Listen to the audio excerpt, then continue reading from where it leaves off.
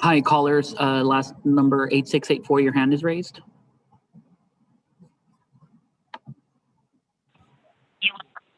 Hey, this is Daniel. My hand was still raised. Yeah, I'll lower it, Daniel. Sorry, maybe that was my doing. Thank you. Okay, no problem. Is the school board in closed session? Yes, Malaysia, they are in closed session till about 7 o'clock. Okay.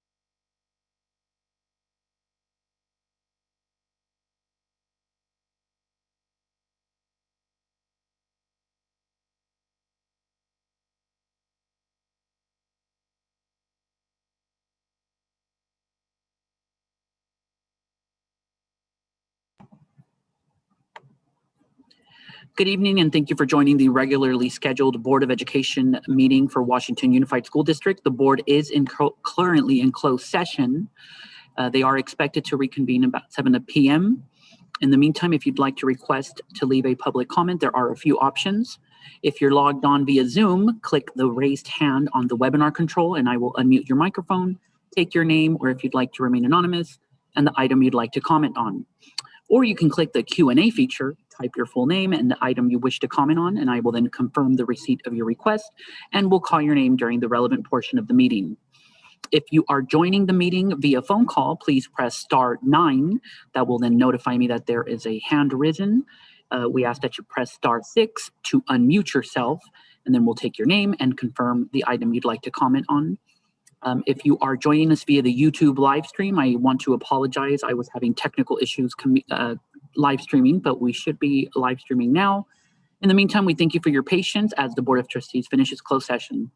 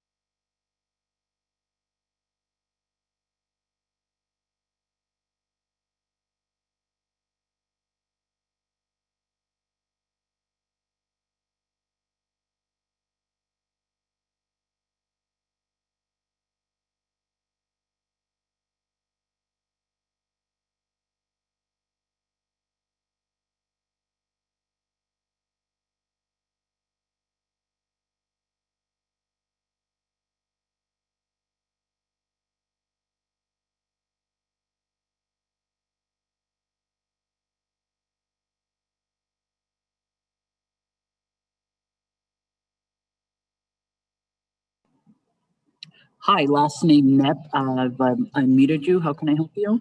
Or I'm sorry, I see your hand risen. Yeah, I just wanted to make sure you knew I was here. I'm a WSTA president, so I'll be giving the WSTA report. Perfect. I will make sure that, or I acknowledge you're here. Thank you. Thank you.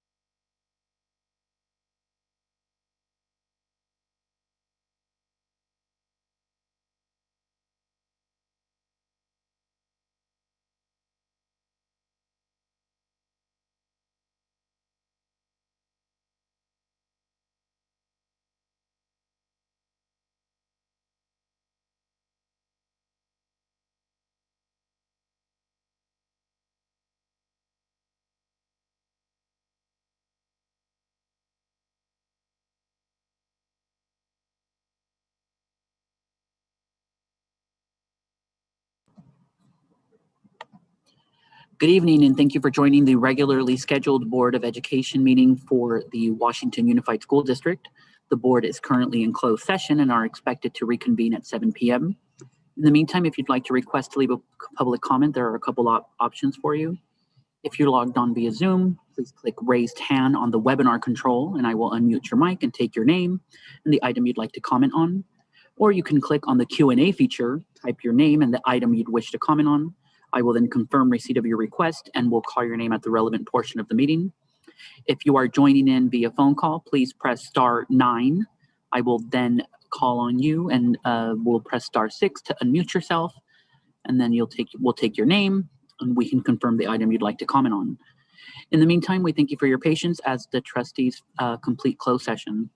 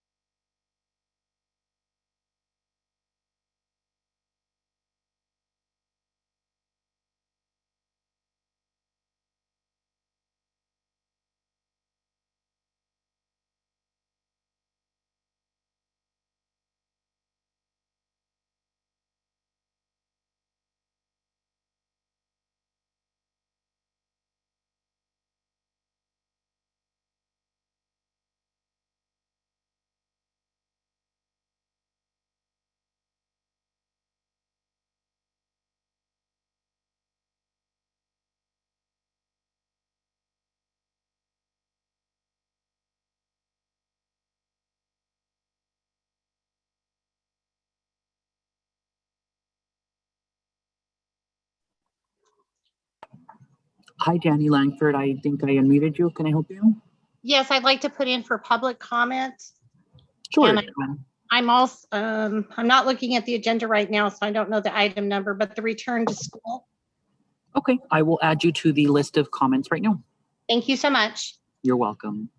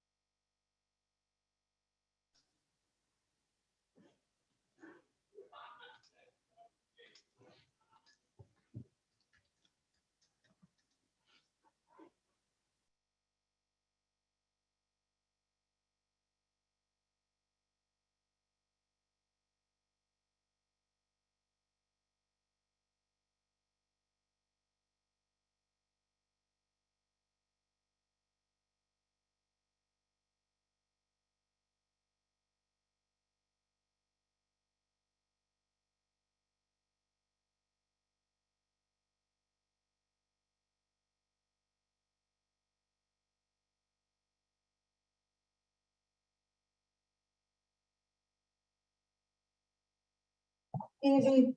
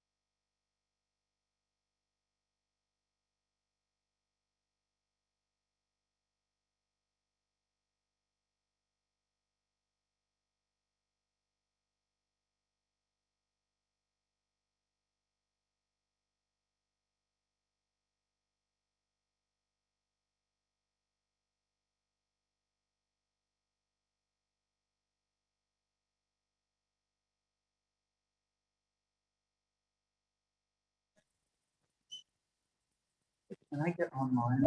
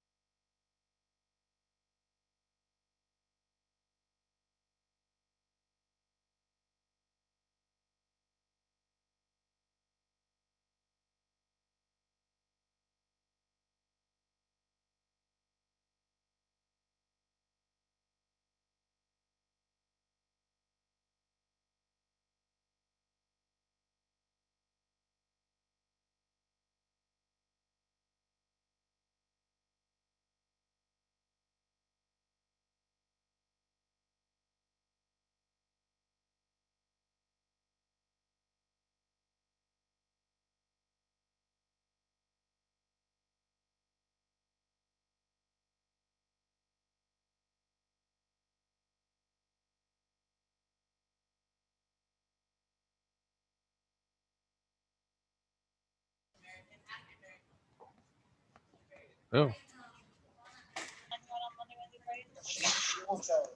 Okay, let's see. Can I hear? No. Yes. Say that again. Yeah, come out. I'm fully down. I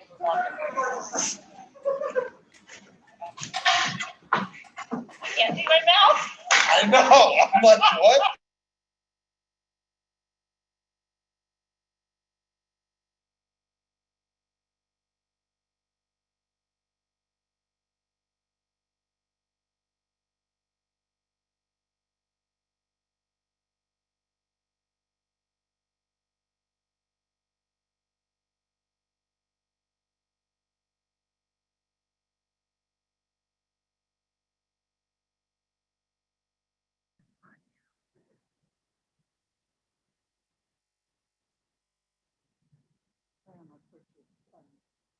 I've never used. Oh, I didn't know. Using my headset as a mic, and so I'm listening to you guys live. That's fine. It's easier for me to hear this and use this as a mic. You can put it down.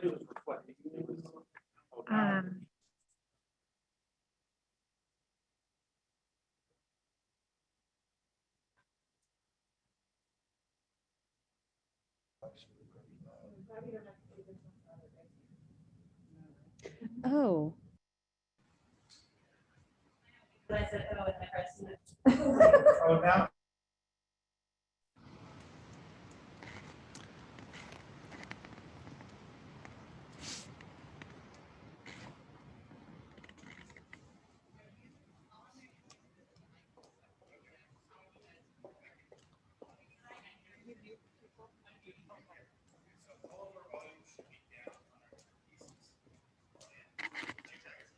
Did I what?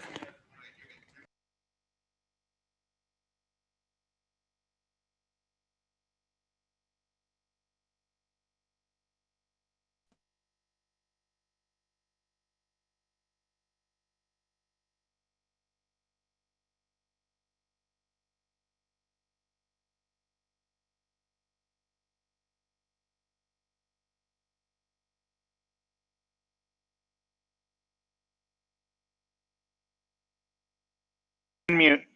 Test, test, test. Okay. You may want to, there's an echo from whoever's listening. Yeah, I think that might be Mario. Is Mario's over there? Okay, okay. Okay, ready?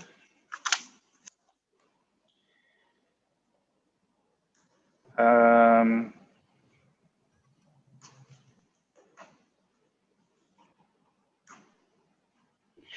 okay. We are coming back into the open session of the Washington Unified School District Board of Trustees meeting. It is now 7:06. We'll do roll call. Trustee Kirby Gonzalez. Present. Trustee Barnes. Present. Clerk Venegas. Present. Vice President Wong. Present. And I too am present. Announcement of items discussed in closed session.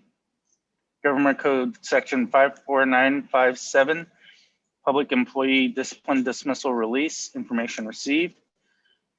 E2, Government Code Section 54956.9, Pending or Potential litigation,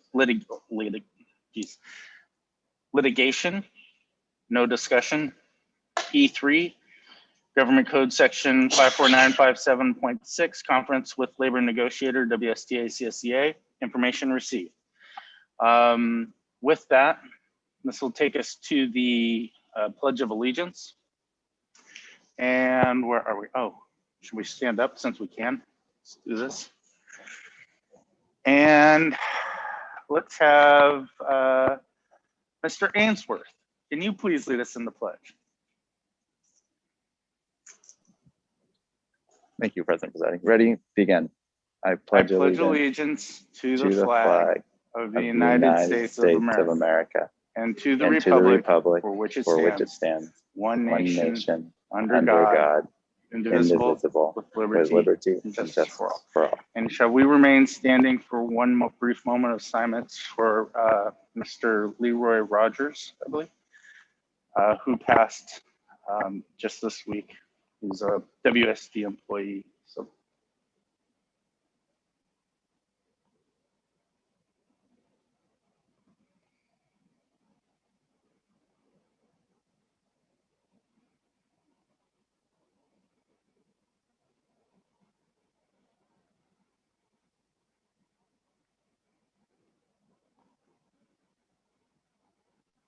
Thank you.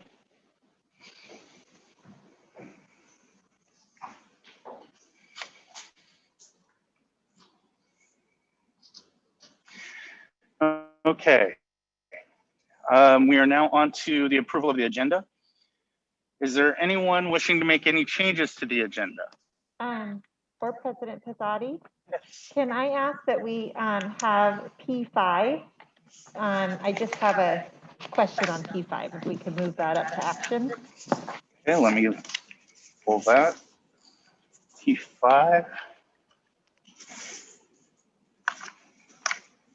Okay. P5 to action. Let me make sure I noted on here.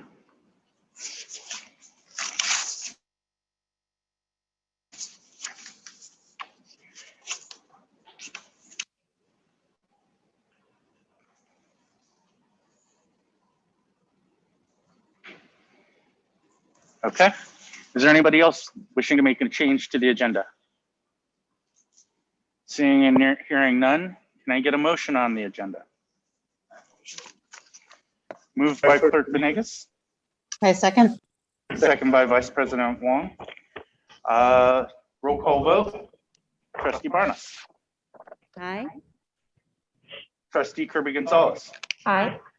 Clerk Venegas. Aye. Vice President Wong. Aye. And I too vote aye. The agenda is approved. J, communications and celebrations. I do not believe we have any. No? Okay. K, student association reports. Malaysia Mateen, Yellow High School. Is Malaysia on? Yes, I'm here. Hi, everyone. How's everybody doing? Hi, Malaysia. Hi, is it time for me? Yes, Go it is. ahead. I'm going to bring up the presentation right now. Okay, thank you. Excuse my camera being off. I'm having some really bad technical difficulties.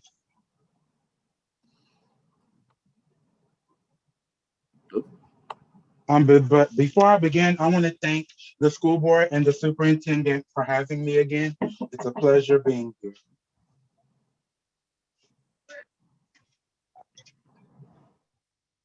Thank you, Malaysia. We are ready to go. All righty, let's go.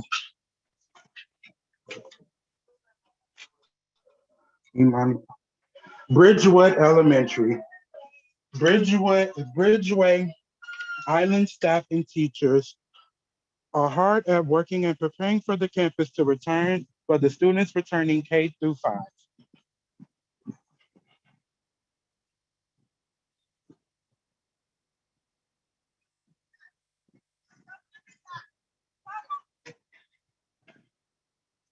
I'm not accusing. Okay. Did you take my $20? No, would you like to check my pockets? Excuse me, everybody. Hold on just for one quick second.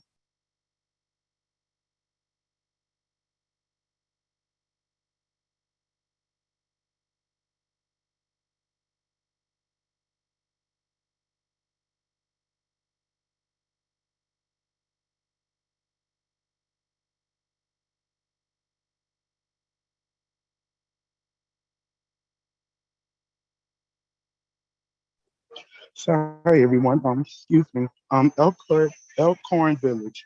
We are excited to welcome our new kindergarten dual Persian families to the 2021-2020 school year.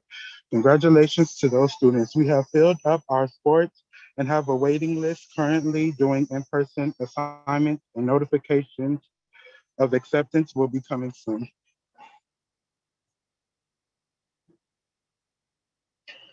Riverbank Elementary. Our amazing students are gearing up to celebrate literacy March 15th through the 19th. Our dedicated staff are working hard to prepare for in-person instructions. They are working collaboratively with the focus on making this an amazing experience for our students.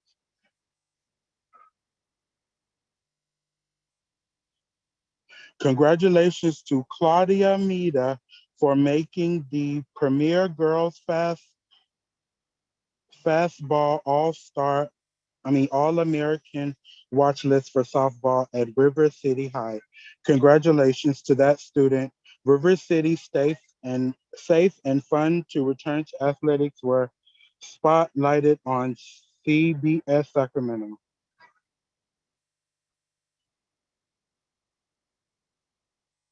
Southport Elementary, we are excited to welcome our students that will be attending our hybrid learning model. Our staff is working very hard to prepare for their arrival, and the sixth grade students will be participating in the virtual. Oh, they already have participated in the virtual slide park last week, and they also got to bake with Principal Javette, excuse me for butchering that last name if I did, and to make the well-known slide park cookies.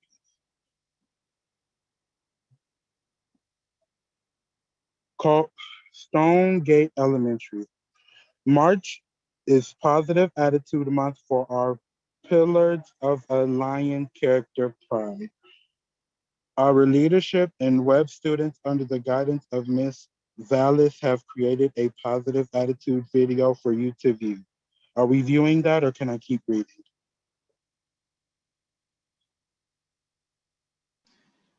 Why don't you keep reading there, Malaysia? Okay. Stonegate Lions enjoyed hearing from community leaders as they read books and in celebration of Read Across America for Dr. Seuss's birthday. Thank you to all of our local fire department for reading books throughout your firehouse. We appreciate your coming out to read.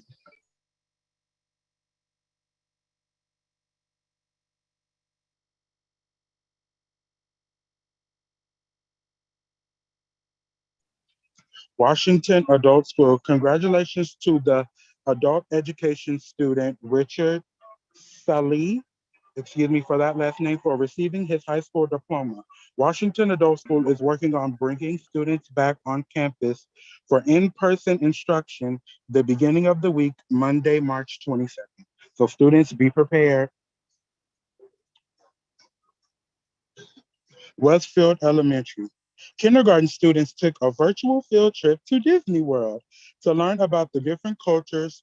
Aren't their Mickey ears adorable?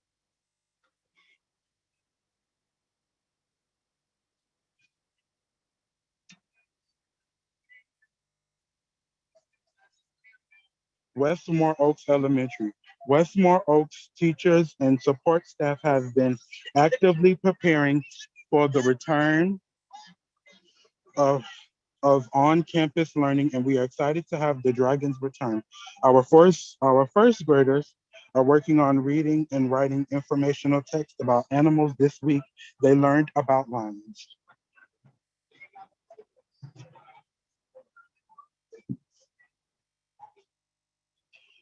YOLO High School. YOLO High School staff is looking forward to a workshop from Brian Medler on managing and motivating difficult and hard to reach students. Huddles are back at YOLO High School. We will be having our huddle once a month until the end of the school year. The huddles are a good way of recognizing students for their efforts to improve in one or more areas: behavior, academics, and attendance. Not to mention, we are still having our month recognizing students for GPA, our attendance, and our participation.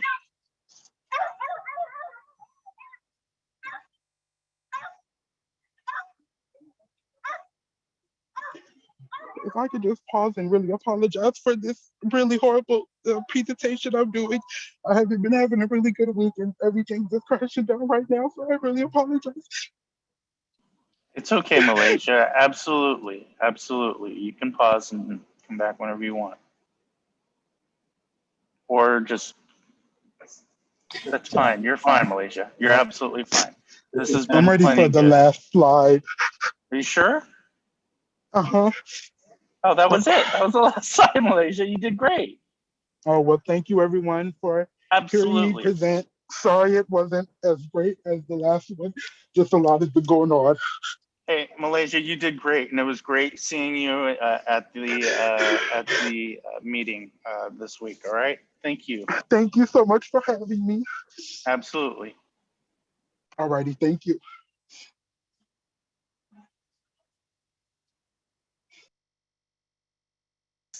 Okay, so you having computer issues? So I don't want to cause feedback to the audience. Uh-huh. So I turned it up slightly, but I'm having a hard time hearing. So for any of the public, if maybe I just turn up my computer and then you guys be sure to keep yours muted or down. Sorry, I don't know why they're connecting, but the volume is not turning up. So I'll give up. Okay. Sorry. No worries. No worries. Next, we're going to go on to K2, WSTA.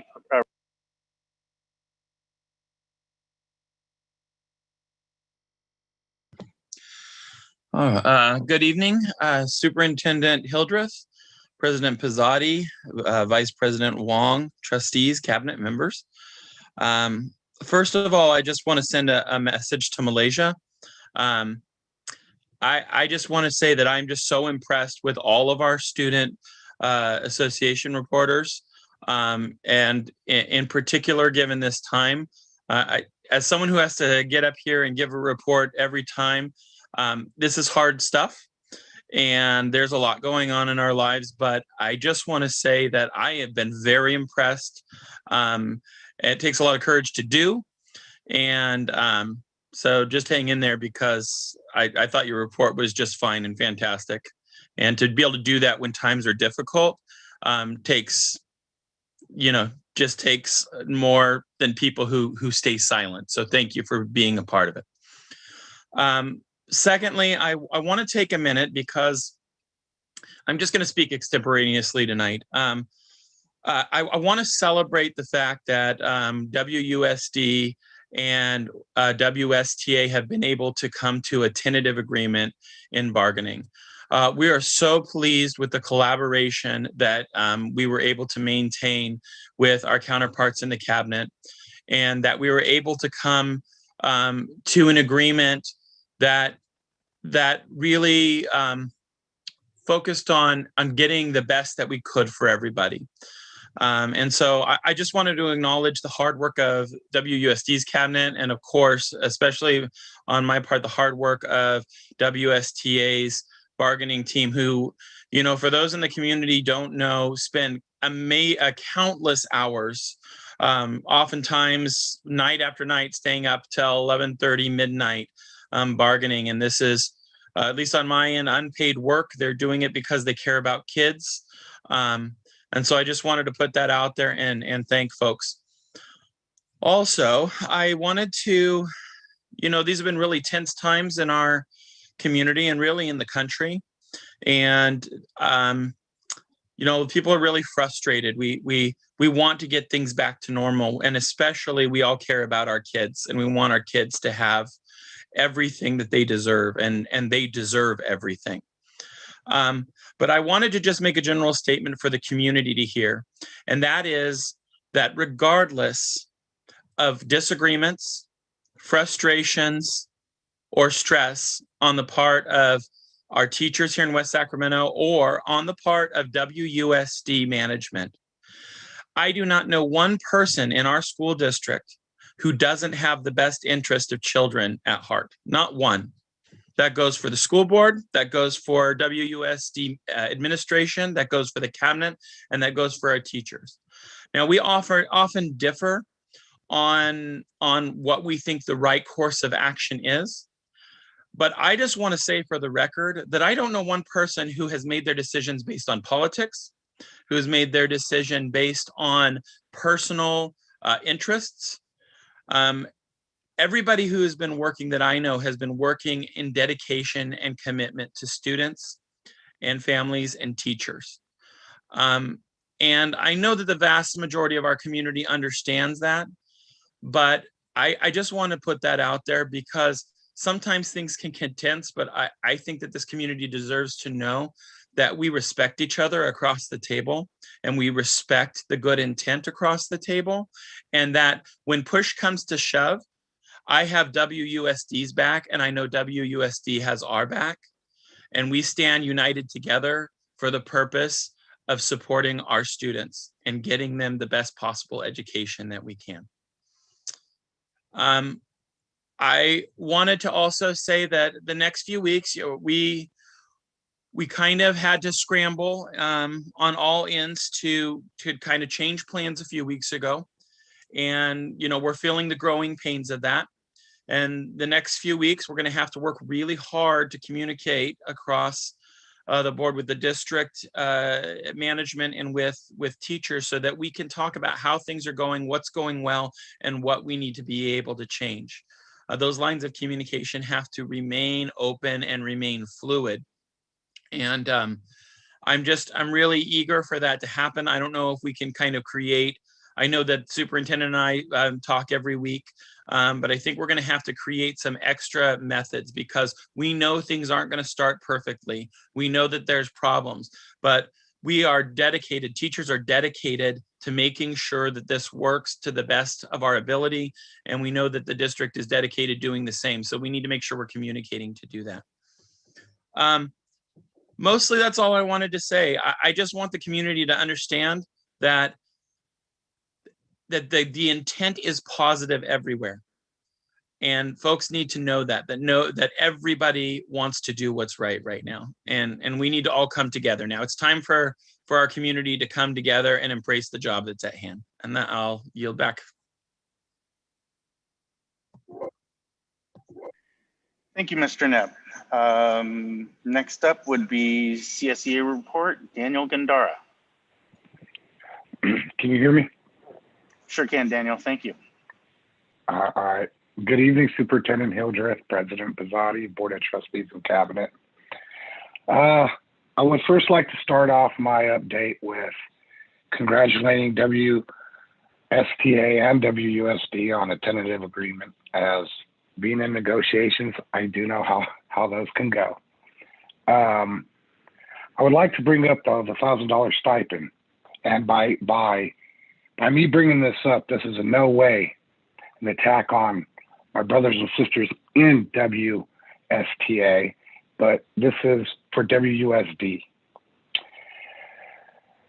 They're receiving a stipend for all members in recognition of their considerable amount of extra time that they devoted this year. Well, let me tell you about classified's devoted time this year. Since March 13th, 2020, when there was a school board meeting to close down the district, classified has been working nonstop. So I want to say I have food service that worked all summer long. I have transportation who has done duties well outside their normal routes to help families and students receive food. I have paraeducators who, just like teachers, had to adjust to being in a classroom virtually and helping students virtually. I have maintenance and operations who had to adjust their schedules and which in turn adjusted some ways of life for them as employees. I have noon duties and campus aides who have been manning and assisting students with the Learning Center. And I understand it's not their role and it's not their responsibility to aid in the education or helping students in the Learning Center with their education. But when there's students in need and they're sitting in front of you, like Mr. Knepp said, we are all here for the students. So we do things outside of what we're supposed to do, and we do help the students and assist. So I'm looking for classified's stipend for the recognition of all their hard work that they have done this past year during the pandemic. And I know conversation will be brought up about the 0.25 hazardous pay that we receive. But let me tell you about the 0.25 hazardous pay. That was intended and that was negotiated for when the state and our governor put our state in a stay-at-home order. And certain members got this benefit because they were not able to work remotely. That is why there's a 0.25 hazardous pay that we are receiving. And that is set to expire March 24th, by the way, just in time for everybody to come back. Also, there is a difference between a 0.25 hazardous pay coming to work and earning it and a stipend, which is given to it. And let me clarify, I am not saying at any point WSTA did not earn their $1,000. Everyone knows how I feel. Give them more. Give us all more. So I'm not saying by any means that they don't deserve what they negotiated. They deserve that and more. So I would just like to say, classified's waiting for their recognition. You know, we always get told you're doing a good job, but we also raise our students, our kids, our families on actions do speak louder than words. So I'll be waiting for to discuss something. Next, let me bring up AB 86 that just passed, I believe, last Friday on the 5th. There's a section in AB 86 that states of the funds apportioned under paragraph 3, subdivision B, section 43-521, a local educational agency shall use at least 10% of its apportionment to hire paraprofessionals to provide supplemental instructions and support through the duration of the program with a priority for full-time paraprofessionals. So I'll be sending a request to see how much 10% of that is, and when are we going to start hiring paraprofessionals to help certificated in the classrooms. They are needed. Next, negotiations. I'm sure you guys have been updated on the Articles 11, 18, and 19. I'll give you CSEA's view on those articles. We feel we have given the district a fair and comprehensive proposal on all 3 of these articles that under these circumstances are good proposals, and we feel they're well deserved. And it would keep, again, the equity amongst all classified. And the last thing I want to speak about on a different note, Mr. Leroy, I want to just from myself and Riverview Chapter 168, he did pass away this week, and he was a transportation driver, and I would like to send his family my condolences and Riverview 168's condolences. With that, you guys have a good evening. Thank you. Thank you, Daniel. And please pass along our condolences as well to the family. All right, next we're moving on to general public comments. We do have several general public comments, so let me read the public disclaimer.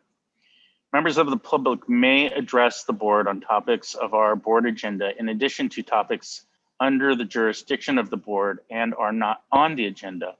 Although the board by law may not take action at this meeting, the board may limit the total time for public input on any topic to 20 minutes unless it chooses to waive the item limit for a particular item. Individual speakers may be limited to 3 minutes to comment on any topic. Public comments consisting of individual charges, complaints, or derogatory remarks about any district employee are requested to be submitted in writing to the administration in accordance with the district's complaint procedure. As such, the board reminds the public that the district has existing board policy that allows the public to lodge a complaint against a district employee. This policy provides a comprehensive procedure for reviewing and responding to public complaints. This process provides a more thorough opportunity to be heard than is allowed under the open meeting law that governs this meeting. The board respects the rights of members of the public to speak regarding matters on the agenda and other matters within the jurisdiction of the board. However, it is important for members of the public to recognize that comments regarding students other than the speaker's own children made during a public board meeting may be legally actionable as a violation of student privacy. Both state and federal law prohibit the board and others from discussing confidential student information in open session. To this end, be advised that if you reference a student's name other than your own student, you will be out of order and your comments may not be protected by the privileges that protect public speech. You could be found liable for such comments in legal proceedings. Furthermore, it is important for the public to understand that negative or derogatory comments made against district employees or others, even those made in a public board meeting, may be actionable civil defamation. Okay, moving on to public comments. Let's start with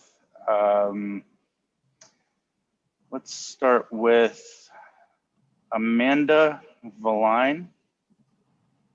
Can somebody please open Amanda's line?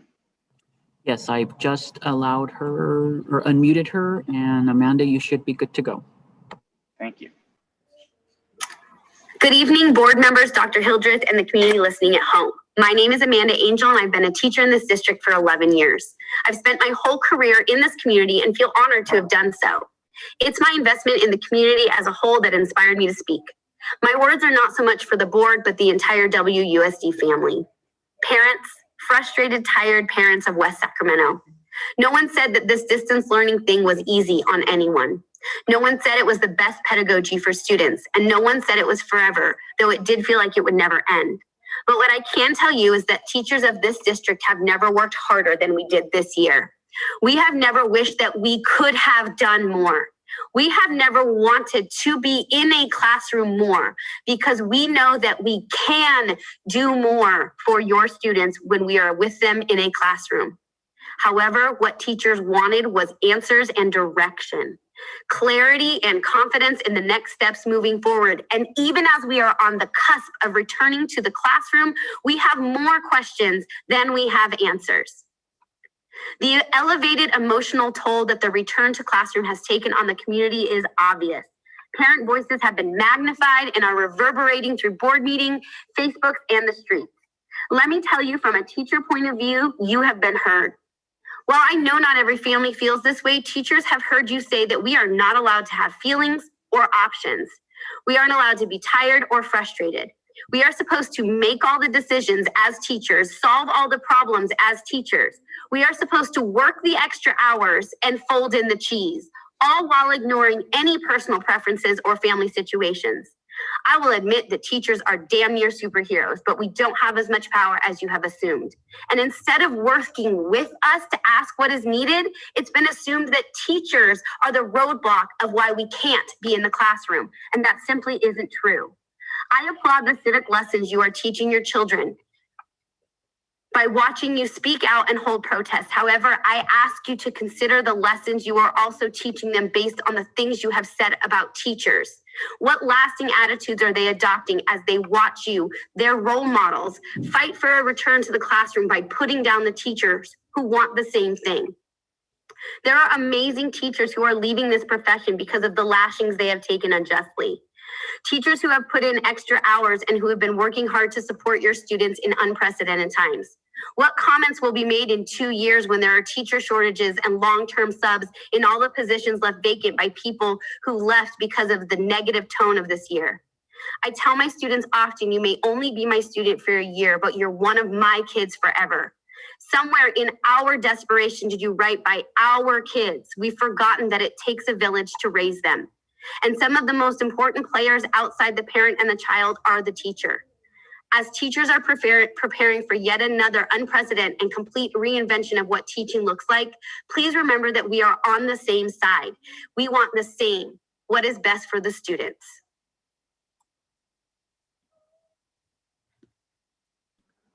Thank you, Amanda. The next in line is an anonymous comment.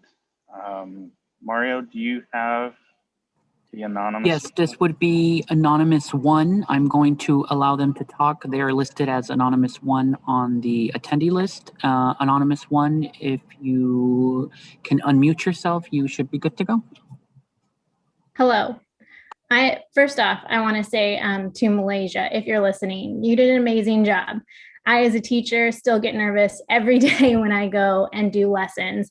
So you did amazing. So go you. Second, I wanted to say that I am a teacher in this district, and today marks the first time in my career that I've sat down and cried. I didn't cry because time with my family has been replaced with lesson planning that I have been asked to go beyond what I am used to, because that is teacher life. I cried because my WUSD teacher community has become a punching bag for some in this community and has been subjected to some passive aggressive comments during meetings.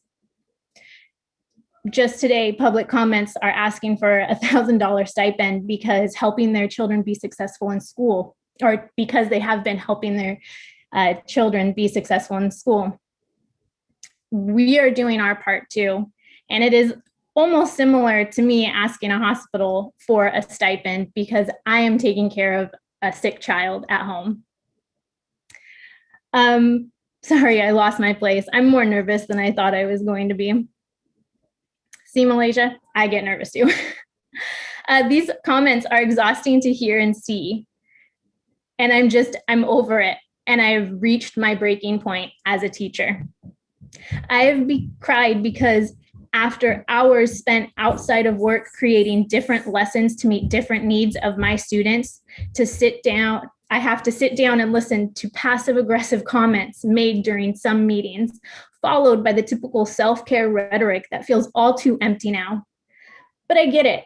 After attending college for 7 years and obtaining 3 degrees focused on teaching, I deserve the negative public comments and to be babysat by DO, because you have decided that the teaching profession isn't worthy of your respect. To the supportive parents and all students, I thank you for your comments, smiling faces that are always allowed to come on Zoom, and the classroom communities that we have built. You are the reason that I pushed through the negativity and continue teaching. Thank you. Thank you. Next, we will move to Amy Alfieri.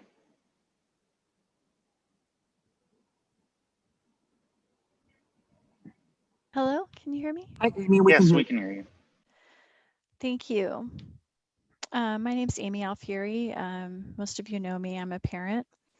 I spent an hour and a half this evening with Mrs. Rabb Patterson listening to her presentation on the return to school. And I also wanted to mention how much I appreciate her leadership and her focus on safety and the positive dialogue with her, and how much I appreciate the hard work that she and all of the teachers and staff have done to prepare for a safe return to school. I did want to register a concern about what I consider an overly restrictive environment, particularly in regards to the desk screens that I've seen in the photographs. In the presence of universal masking, ventilation, and I'm assuming a great many fully vaccinated teachers, I hope at this point, this use of desk screens strikes me as overkill, and it looks like safety theater. It is not included in Dr. Sisson's multi-layered Swiss cheese PowerPoint. And I believe that it will create problems in the classroom in terms of classroom management, visibility for the students, and it could contribute to an overall feeling of isolation for the students to be kind of boxed in these desk screens. And the students will be fully masked, the teachers will be masked. Mrs. Rabb Patterson has assured us that they will be following the 4 to 6 foot guidelines. The closest that any desk will be is 4.5 feet. And so in the presence of universal masking, ventilation, and distancing, I'm not sure what the screens will add, but I do see a lot of things that the screens could take away in terms of, the teacher and the student experience. And I'm speaking as a lifelong educator myself, who has experience working, teaching high school and college. So I did want to register that concern. I have discussed it with my board member as well. And I just wanted to see if there was any way we could work with the county health officer to try to see if these screens could be done away with. I can see, some use for them, maybe for some quiet time for the students, but I just see it as very diminishing to the in-person experience. I do want to encourage the board to continue pursuing the least restrictive environment for in-person learning within the safety guidelines. Other districts are not using these screens, such as Roseville, and I'm sure there are many others. And I just don't see the usefulness of them. As you guys know, I fully support Amy, I'm sorry, that's time. Oh, okay, finish your last sentence, or my last sentence is I just wanted to note that 68% of Stonegate is coming back for hybrid, and I'm very excited to be there with my children. We appreciate it. Thank you. Thank you very much. Okay, next public comment is Britt McFadden.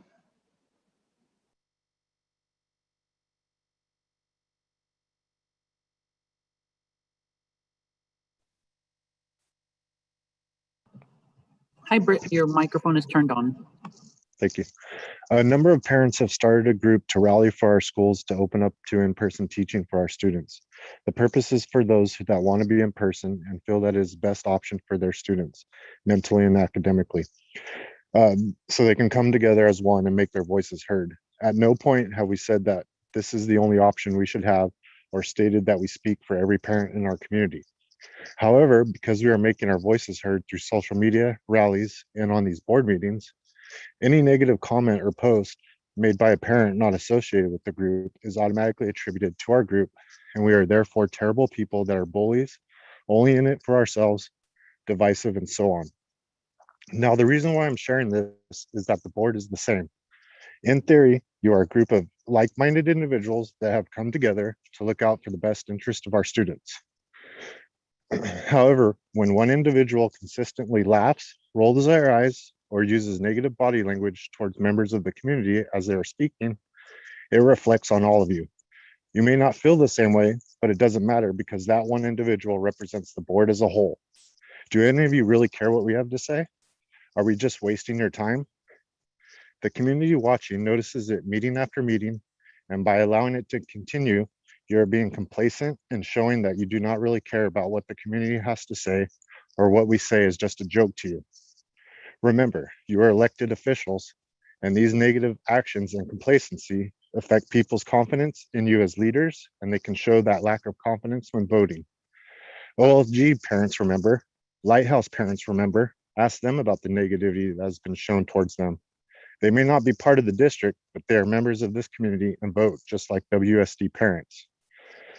I know the closed sessions already go long past their scheduled times, but maybe take a few extra minutes to address this individual and let them know that things like this are not okay and that the board needs to do better in showing the community that they care as a whole.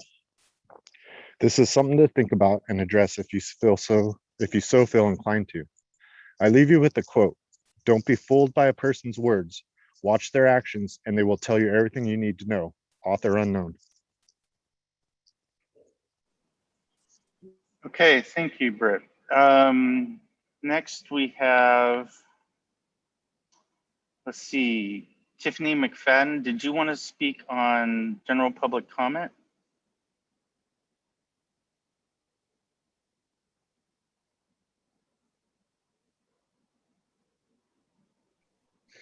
Thank you. Yes, I did. I was just waiting to be unmuted. Okay. I'm going to keep my comment brief tonight. I just want to say I am speaking tonight on behalf of the group of parents who have been rallying to open schools. And I hear the teachers, and I hear the teachers feeling beat up. I want you to know that our group does not and has not placed blame on teachers. Our group has been out there with signs that say, "We love our teachers," because we do. At no point has our group place blame on teachers. I'm not speaking for the community as a whole. I could never do that. but our group that has been rallying and fighting for our kids and having our kids out there by our sides, we have been telling our kids that it is not the teachers. We see you, we hear you, we care about you, and we appreciate everything that you guys have done throughout this past year. We know it has not been easy on you. So please just know that our group of parents do not feel that way. We do not feel that you are the problem. We know that you are not the problem. We know that teachers love our children. Thank you. Thank you, Tiffany. Next, we have Ryan Eisberg.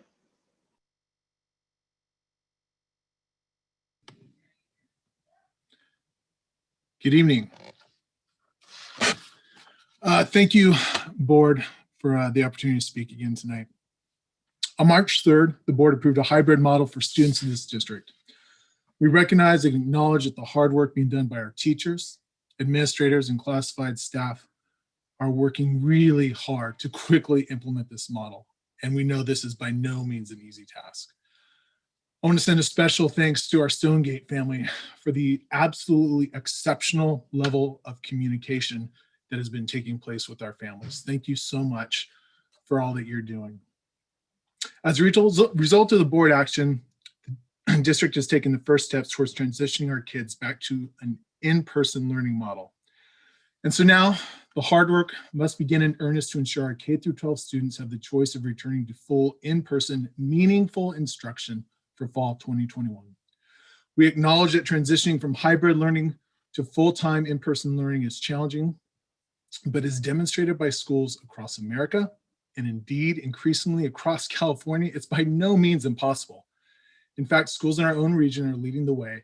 And so tonight I've opted to use some of my time to share those districts with you. Roseville Joint Unified High School District, 5 days a week.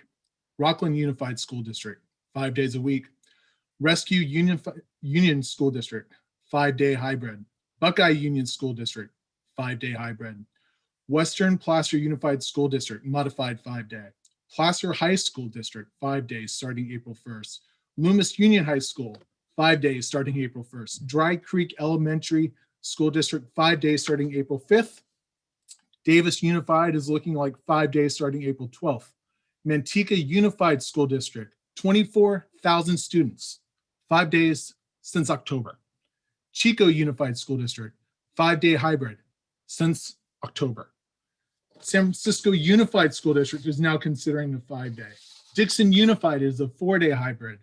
Napa Unified Elementary School District is a 4-day hybrid. San Ramon Valley Unified School District is a 4-day hybrid.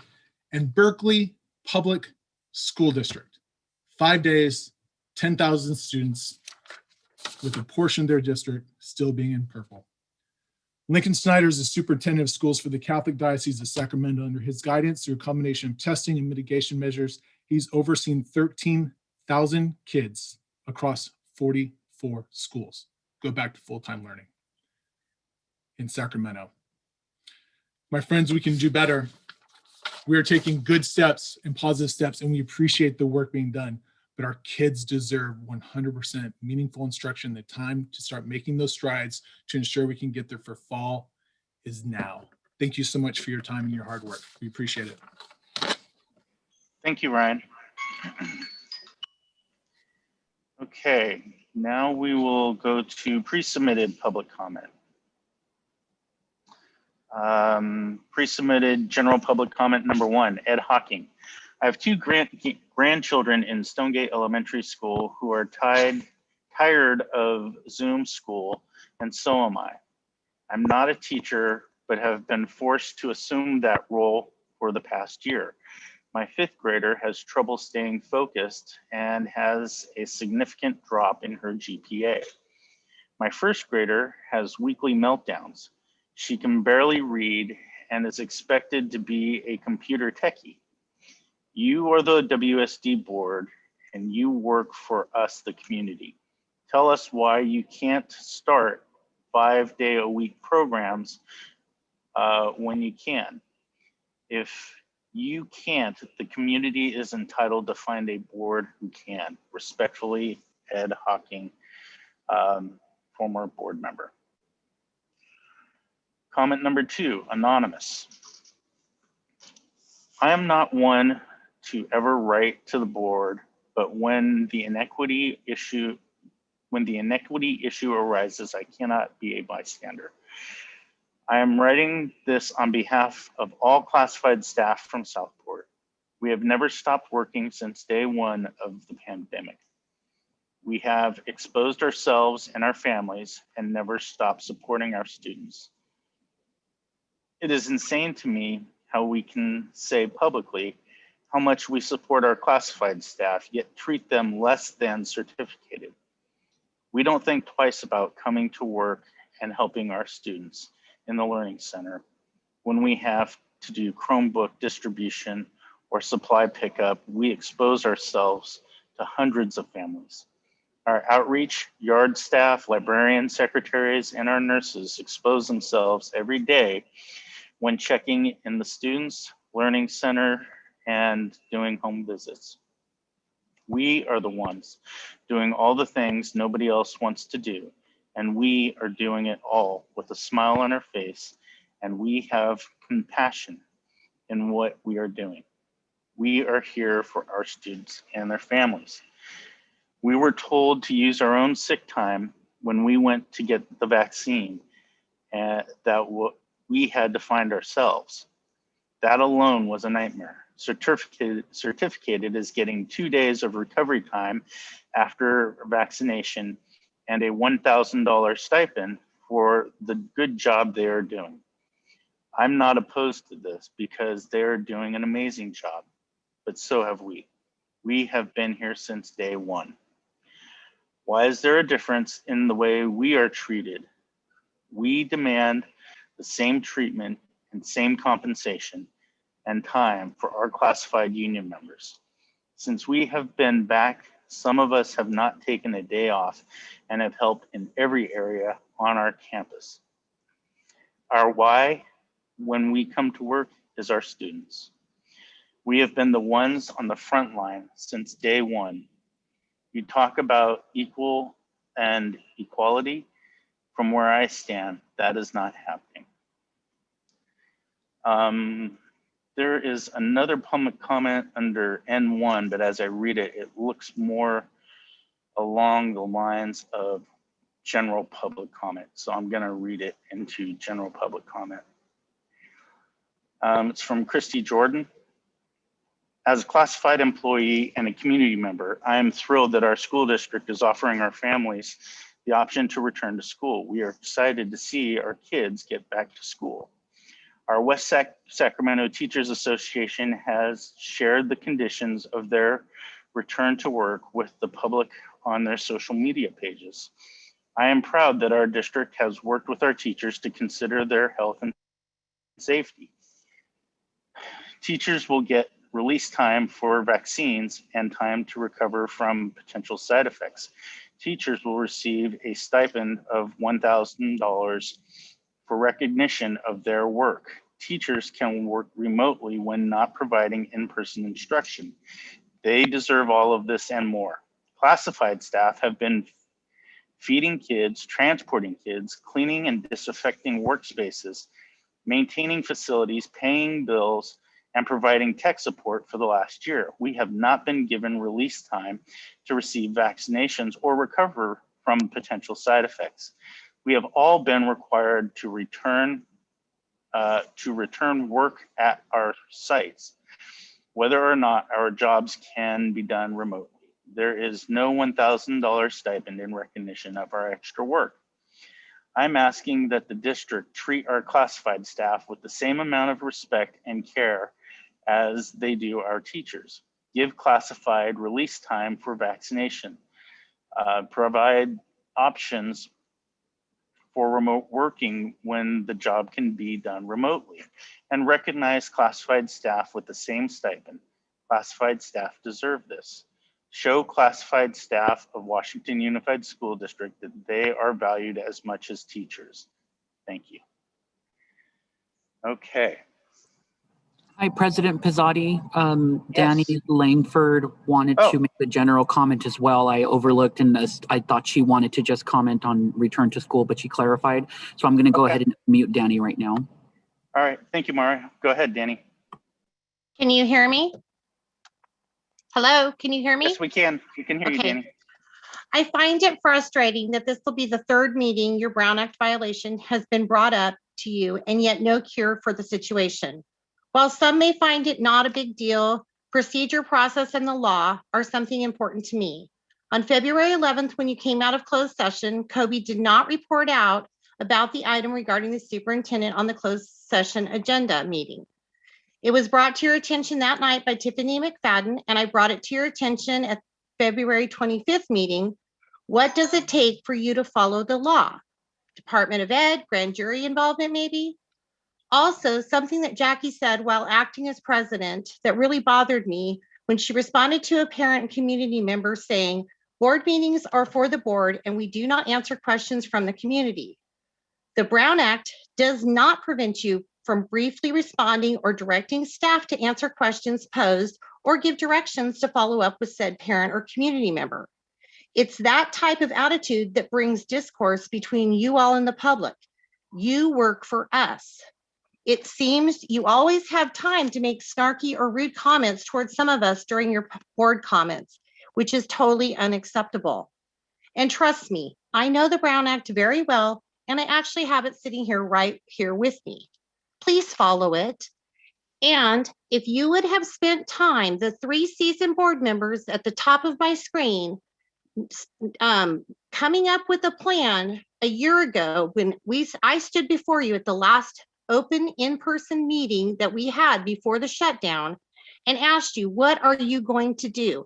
Instead, this past year, I've heard the same stuff presented over and over, praising the former superintendent, and you did nothing. So the lash that you're getting back from the parents now, you deserve full well. And to the 2 new board members and new superintendent, I wish you luck and I want to see you all succeed. Because if you succeed, our students and our community succeed. Enough is enough. My grandkids in Arizona have been back in session since September, 5 days a week, from 9 o'clock in the morning till 3:45 in the afternoon. No barriers, masks, no distancing, teacher in their classroom. They eat lunch together in groups of 3 in their classroom in the cafeteria. They play on the playgrounds without masks on the playground equipment. We need to get it together. There's no reason we should be in this position. And these families and teachers that begged you for training back in August to no avail. They got it last minute.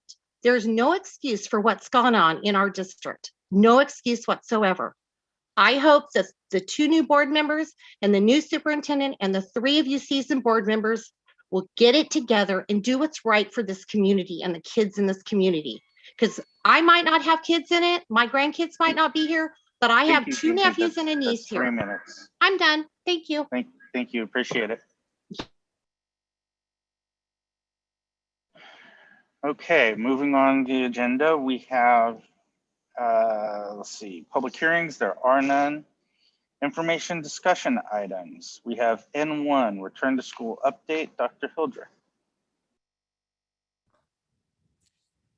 Thank you, President Pizzotti and trustees. It is my pleasure, or my honor, I should say, to bring information about our return to school update. And before I start, I just want to acknowledge that a year ago today, March 11th, 2020, is when the World Health Organization called coronavirus an actual pandemic.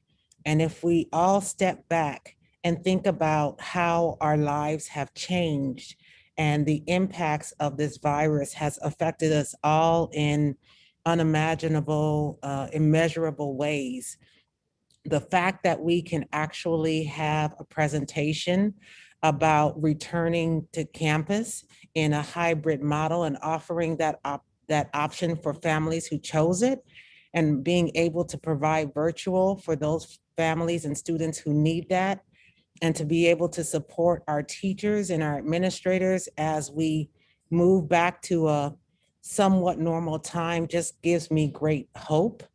It has really, I think, broadened my appreciation for the need for us all to work together with empathy and communication and collaboration.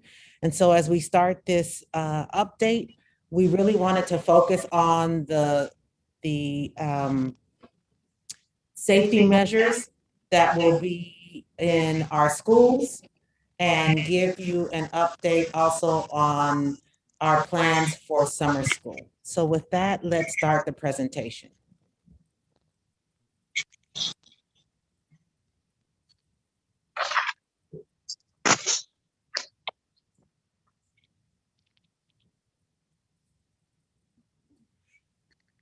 So we always start, I'm sorry, I'm hearing a feedback in my ear, so just a minute. Okay. As we start and focus on our return to campus journey, and I want to be clear that we call this return to campus instead of return to school, because as so many have mentioned, we have been in school since August. There has been teaching in classrooms going on. Our teachers, as we all have heard and we have all acknowledged, are working exceptionally hard, and they have shifted in a year that has been like no other. So as we prepare to welcome our staff and students back, we call it a return to campus. We want to highlight the journey we've been on and see that with these 6 phases that have been discussed starting in the fall, we are now ready to start phase 5, our hybrid blended learning model, as that option for students starting on March 18th. And we can see that we are close to phase 6, which will be offering traditional in-person learning. Next slide.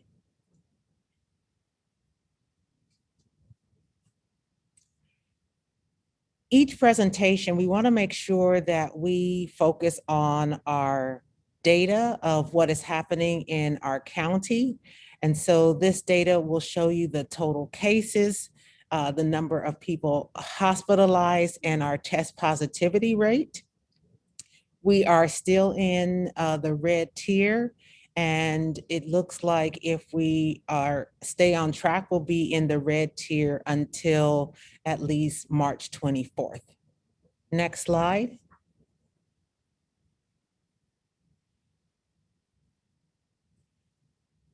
We always share any cases at our school sites. Each week, we look and see what cases may have increased. And so this explains the data from March 4th through 10th of any cases for students or staff who were in person. Next slide.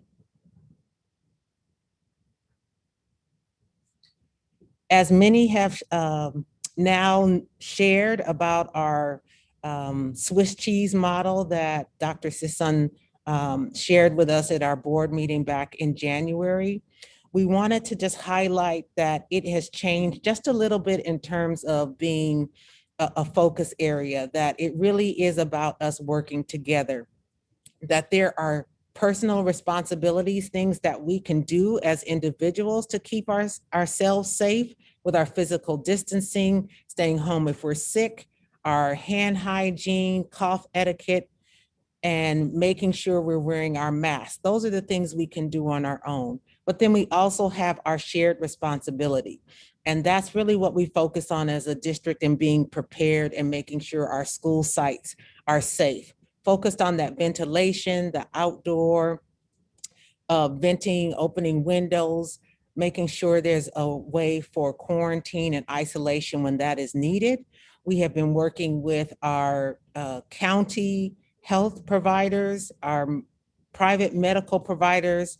When we are getting information about vaccinations available for our staff, we have made sure that we get that information out as soon as possible.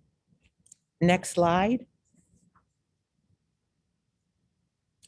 And so we wanted to start with a way to highlight what's happening in schools, what schools may look like when students return. And so for the past couple of weeks, we have been working on a video to give a visual aid to what our schools might look like. So at this time, we want to share the video with you.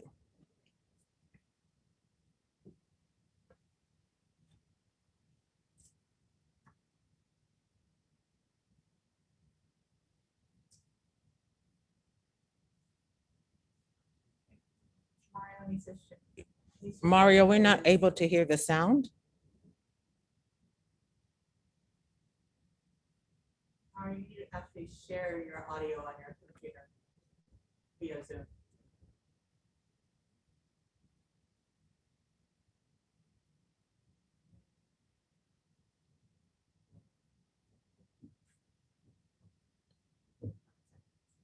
You can also put it on. Yeah, when he shares the screen. Oh, okay. Hang on a second. We were trying to work out some technical difficulties so we can hear the audio on this.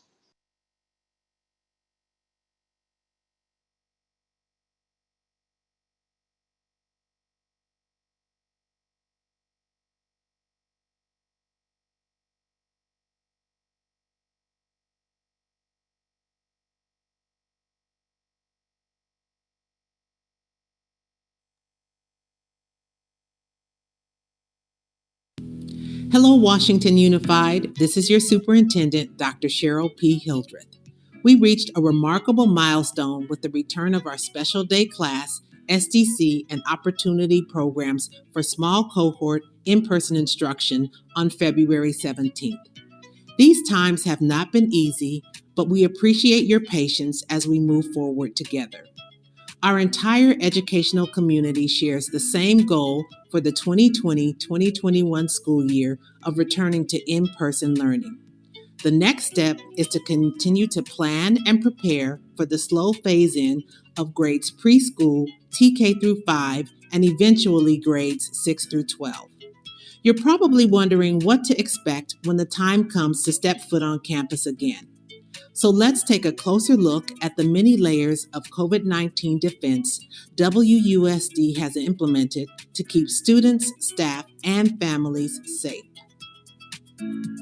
A key goal for Safe Schools is to reduce or eliminate in-school transmission. A helpful conceptual framing as schools plan for and implement safety measures for in-person instruction is the layering of mitigation strategy. Each strategy decreases the risk of in-school transmission, but no one layer is 100% effective.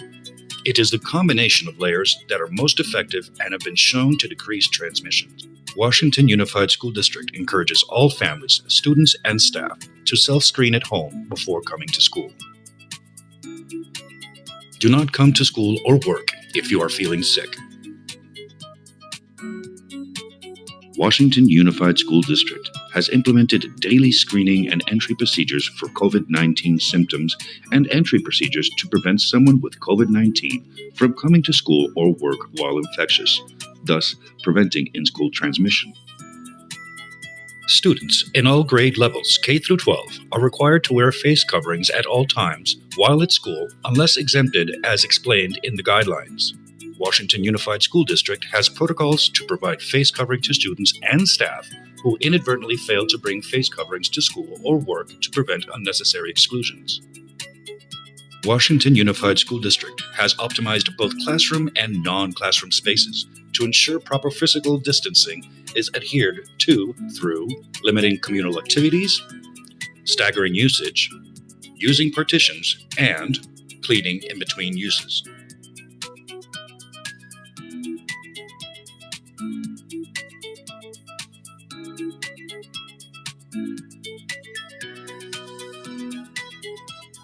Washington Unified School District staff clean frequently touched surfaces at school and on school buses daily.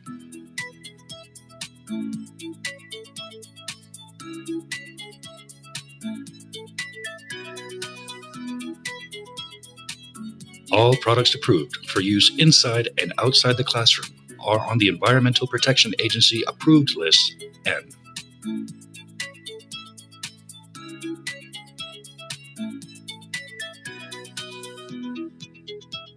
All Washington Unified School District schools and facilities currently have PPE on site in classrooms and common spaces ready for use.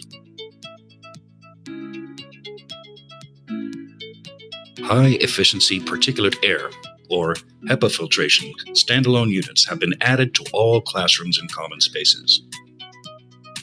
Minimum efficiency reporting value, MERV 13 filters have been installed in all heating, ventilation, and air conditioning units, as suggested by CDC.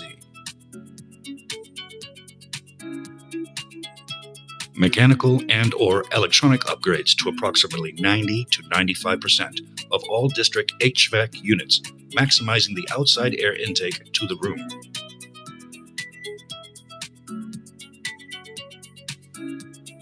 Meal service has never stopped in Washington Unified School District. We have been offering grab-and-go service only on Mondays, Wednesdays, and Fridays from 10:30 a.m. to 12:30 p.m. all school year, even during last year's school closures. Each Washington Unified School District school has identified an isolation room or area to separate anyone who exhibits one or more symptoms of COVID-19 while at school. School site staff have received training to assist students and staff when a positive case has been detected on campus, which includes a comprehensive scenario-based checklist for handling confirmed and probable cases, notification guidelines for updating parents, guardians, and school staff. As you can see, much has been accomplished throughout our schools with a laser focus on safety mitigation. We hope you find this information comforting as we plan to return to in-person learning safely together. Thank you, West Sacramento Teachers Association, WSTA, Classified School Employees Association, CSEA, school administrators, students, and families. We are anxiously awaiting the opportunity to see our students back on campus. See you soon.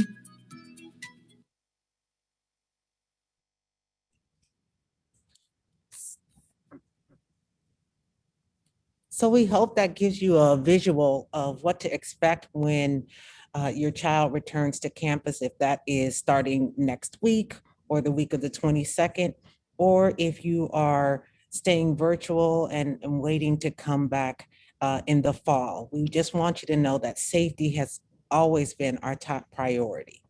Next slide.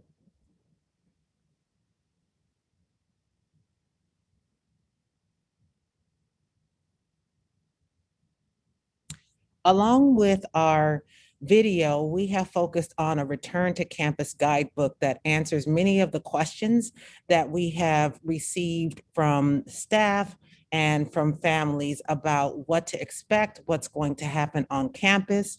In August of 2020, the district did send out a return to school guidebook. And so we have revised and updated the information and created a new return to campus guidebook that is now available. And I want to show you some of the items and give you an overview of the information that is in the guidebook. So next slide, please. On the left gives you a view of the table of contents of the types of information that you will find in the guidebook.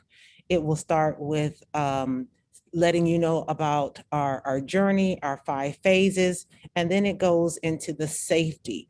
There are going to be safety questions that we're asking families to work with their children before they come to school, and we also share the process of what happens if someone gets sick. Next slide. We share the health and safety precautions, give you a view of the signage that is in the return to campus guides, and gives you additional information about ventilation and transportation information, as well as PPE. Next slide. We wanted to be sure that there was a place for families to get information about the schedules, so that is also in our guidebook. Next slide.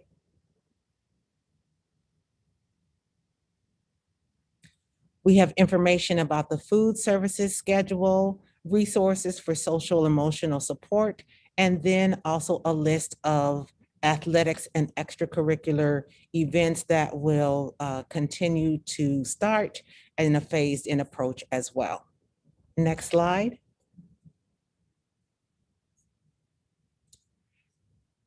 We share information about our safe school plans, our dashboard. Really, we hope that this is a guide that you will be able to use for reference.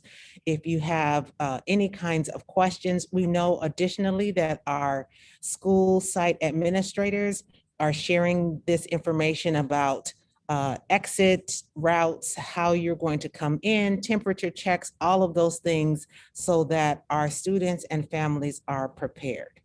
Next slide. We want to take some time just to make sure that you are aware of what is the process, because we know with this new hybrid model that has changed some of the schedules. And so we're going to ask our Director of Food Services, Carrie Pena, to share information about food services. Carrie? Yes, good evening. Thank you, board, Dr. Hildreth, community and trustees. We wanted to just make sure that we highlighted that this is safety is our top priority when we're returning to school.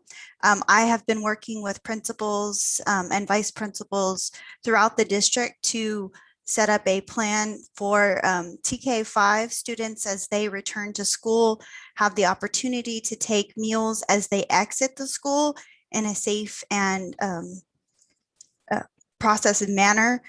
We have a process for bus riders that they would be receiving their meals as they got off of the bus. So we will be preloading all of the buses. If a student is a walker or is picked up, also maintaining social distancing, having a process for that. Our 6-8 students, as they are an afternoon schedule, we have allowed them time before school, but we are not encouraging meals to be consumed on site. But we also will have an opportunity for them to receive the meal as they exit the school, as we do with the TK5 students. Virtual parents and or students have the opportunity at the same time. Our hybrid 6-8 students can come to the schools and pick up a meal. We're changing that time frame for many schools who have a high participation of students that are coming back in hybrid from 10 to 11 and not 10 to 12:30. However, we have 3 schools throughout the district that will maintain that 10:30 to 12:30 on that Monday, Wednesday, Friday. Next slide, please. Hybrid students will also be receiving their meals as they leave the campus. River City High School has the same process. And we are thinking long-term because we know that eventually we will love to have all of our students back. And we're just really trying to make sure that we are maintaining a safe process. Virtual students and or parents, because the rules did not change, will always have the opportunity to pick up meals Mondays, Wednesdays, and Fridays from 10:30 to 12:30. We have minimized the sites down to River City, Riverbank, and Westfield, just because the parking lots in which we were passing them out previously will be used for drop off and pickup. So as safety being our #1 concern, we wanted to make sure that we could keep both our parents and our students as safe as possible. And these locations give us that ability to. That's all I have this evening. Do we have any questions? Thank you for your time. Thank you. Next slide, please. We know that our transportation is critical for many of our families, and so we wanted to ensure everyone that we have been working closely with our transportation division and that our routes will be complete by Thursday and posted for parents and site administration to view by the end of the day on Friday. Please know that all of our buses have been inspected, updated, and are ready for transport. This visual gives you an idea of how students will be seated on the bus so that you can see that physical distancing is going to be a needed requirement. Next slide.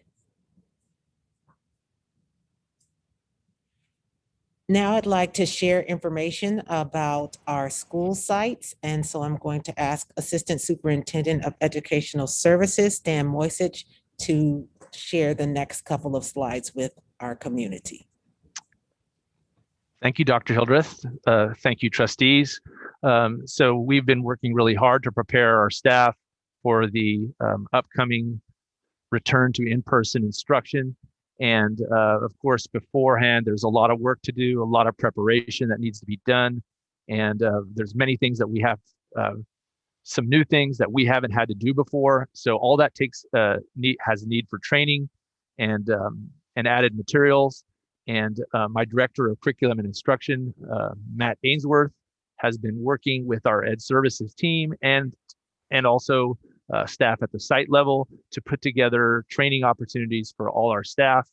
And during that time, there's been a lot of there's been a lot of great innovative ideas, and I can say that we're all learning many new things that we never learned before. So I'm going to ask my director, Matt Ainsworth, to say a few words about our training program. Thank you, Stan. Good evening, board and Superintendent Hildreth. So yeah, we are in our transition period for our preschool through 5th grade teachers. It started yesterday. And you see the other dates for the 6, 8, and 9, 12 teachers there. Each group will receive a site orientation with their site principal to go over the protocols that are specific to their site, health and safety instruction.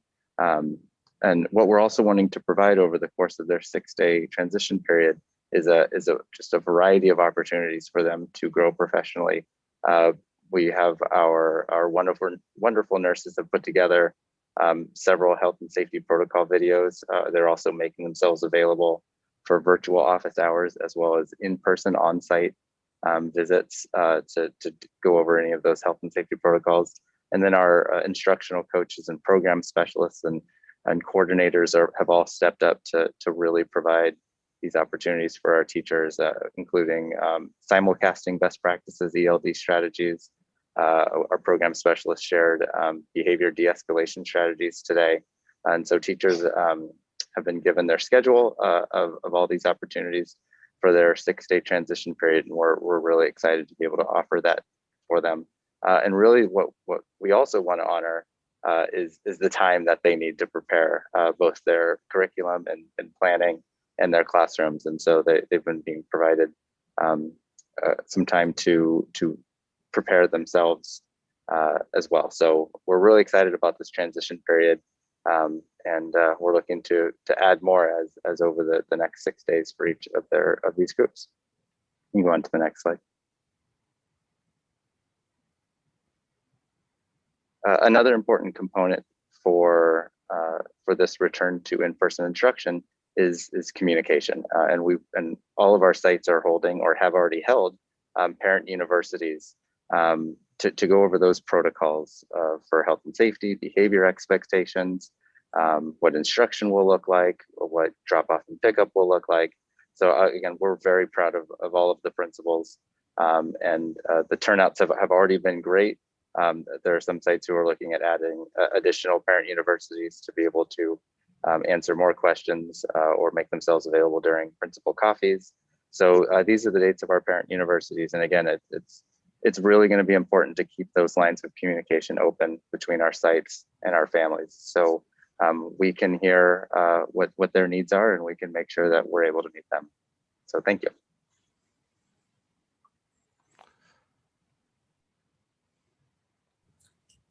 Next slide, please.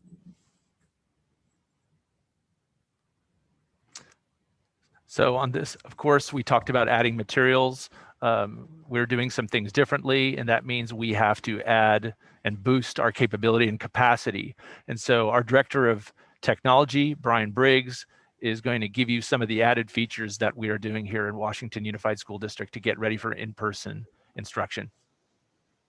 Thank you. Good evening, President Pizzotti, Board of Trustees, Dr. Hildreth, and the WSD community. Yes, we've been currently handing out new computers to all the teachers. We have that new laptop there. Also the document cameras. Now, the good thing about the document camera is I'm using the document camera right now as my webcam. It can double act as the webcam. So it's great for instruction, especially if you're doing the hybrid. You can have it pointed at the board while the students are watching and following along. And on the way, we have wireless earbuds and microphones. I'm wearing one right now. So teachers can walk around and move around and still stay connected, not tied to the computer. So they can work at the board, sit down and walk around and help other students and still pay attention.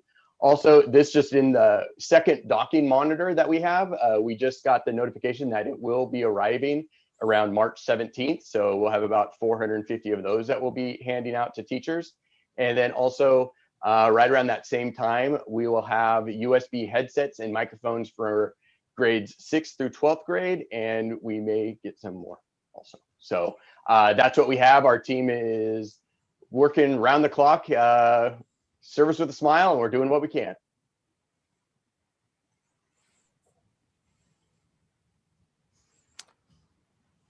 Thank you.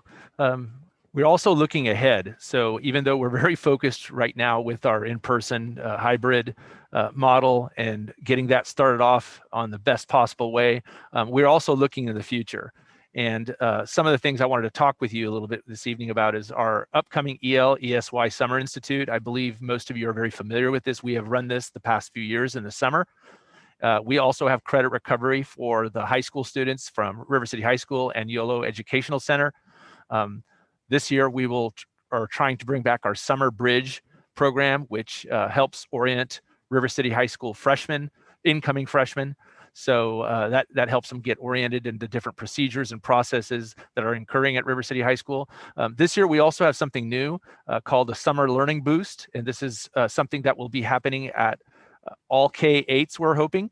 And we have not done this program before, and we'll talk a little bit about this down a little further in the slides. In addition we have a virtual option with FEV Tutoring, which many of you are familiar with, is an online tutoring program where students can work online 24/7 if they have internet access, and they can be hooked up with a tutor, individual tutor, who can also assist them if they are an English learner with their own language. And this is a good option for people who might not be able to commit to the structured day of a summer school for 4 hours, but can at home at some point 24/7 access material and keep moving forward. So we will be giving out more information about FEV tutoring. In addition, we are looking at some enrichment opportunities. However, we have not yet planned those out as significantly as these, but there are possibilities we'll be adding some enrichment programs into the summer as well. I should also point out that the previous bullets from the top also will have a virtual strand available for students as well. Next slide, please. I believe you've heard us talk a bit about our English Learner Institute and our extended school year. And of course, this is to provide standards-based targeted support to WSD's English learners and students with IEPs. But it also works on simultaneously improving teacher practice. So there is embedded training in the afternoon for teachers during that time. This is going to occur between June 14th and July 9th. Our designated site will be Elkhorn Village Elementary. And again, they always have a focus on language production. They go through pre and post tests, and a lot of coaching support for curriculum and lesson design. It's one of the favorite things. Our teachers have done this program, keep coming back year after year. So we're getting the same teachers doing this because they enjoy the program so much. And as you can see below, we are targeting quite a few students to be part of this program. So we could have upwards from 400 to 500 students that actually participate in this program.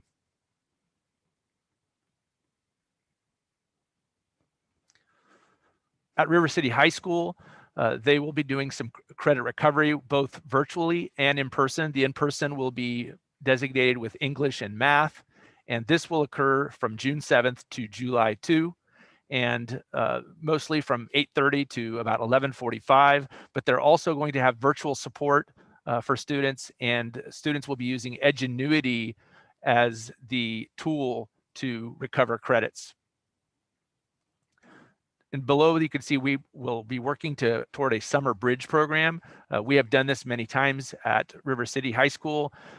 This year, we're looking at doing it right at the week before school starts. So it would be a combination of high school orientation for our freshmen that would go over all the intentional high school skills in terms of organization, note-taking, AVID strategies, what resources are there, overall orientation of how to do well at the high school level. And this will be targeted toward all incoming freshman students. Next slide, please. We'll also be doing a credit recovery at Yolo High School.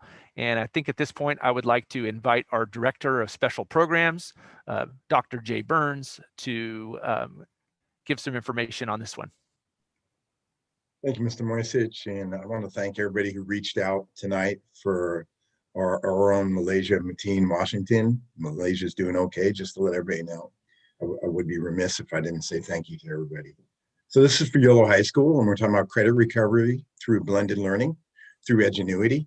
And the goal is to do it the Monday right after school gets out. We want to pick up right where we left off, and we want to help target those students who are trying to finish some courses up to get credit. And then we want to help out some students throughout the summer who maybe want to get ahead on graduation. So that's where we're at on Yolo High School. You want to introduce the next slide, Mr. Moisich?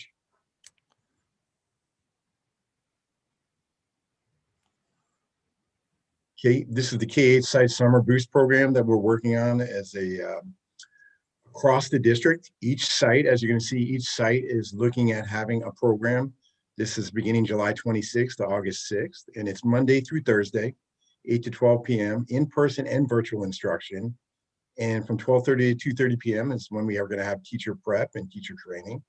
But the key to this is that academic instructional support provided for students currently in grades K through 8, right? Students who might have experienced some struggles throughout the year. And we're going to target at-risk students and are prioritizing homeless, foster youth, and targeted subgroups. Thank you.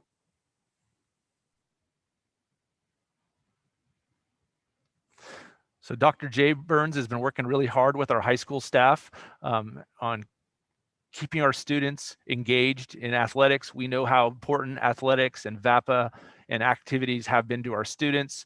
And so we are making a comeback here in athletics thanks to Dr. Jay Burns and his work with our high school staff and coaches. So once again, I'd be remiss if I didn't recognize how hard the high school is working. Our new athletic director, Matt Powell, has done an amazing job. Assistant principal, Justin Young, has done a great job. And as you can see, these are the athletics. This is what you can actually participate in right now in the purple tier. We want to show you what you can participate in as if cross country is going on, right? We've got golf going on, and we've got beginnings of swimming and tennis going on right now. And then they start talking about what we can do in the red tier. And you can see that we've got baseball and softball. And then we start moving into the orange tier. So I just wanted you to see what we can start participating in. But the key here is outdoor sports in red and orange tiers may now hold competitions, right? That's the key, because we're lower than 1,400, a case rate of 14 in 100,000 in 100,000. So that's the key right there, is that now we're starting to see football, right? We're starting to talk about football and other sports and water polo. So once again, indoor sports are allowed if the teams adhere to CDP. And badminton. And badminton. And badminton, yes, I know that's important to you. I could have recognized baseball for President Pizzotti as well. Next slide, please. Okay, here's the big one. Middle school sports is kicking off right after spring break, right? Look at that. Girls and boys soccer in April, then girls volleyball and flag football in May. And then right now at RCHS, they've done an amazing job. We've got girls tennis going and cross country, and very soon we've got football and swimming starting up. And then we've already begun conditioning and practicing for baseball, basketball, golf, soccer, softball, track, volleyball, water polo, and wrestling. It's pretty exciting when you drive by to see all these student athletes out there. Really excited to see them. We're thankful for all the coaches and everybody who's pulling together to make this happen. We'd be remiss once again if we didn't recognize all the custodial efforts that are going into this cleaning and sanitizing and disinfecting. We're very appreciative. And then here's the key. Right now, we're not allowing spectators on site at this time. However, this is pretty exciting. RCHS is starting a student-run streaming and videotaping of games. I'm hoping to announce a game or two. So this is kind of exciting. Thank you so much, everybody.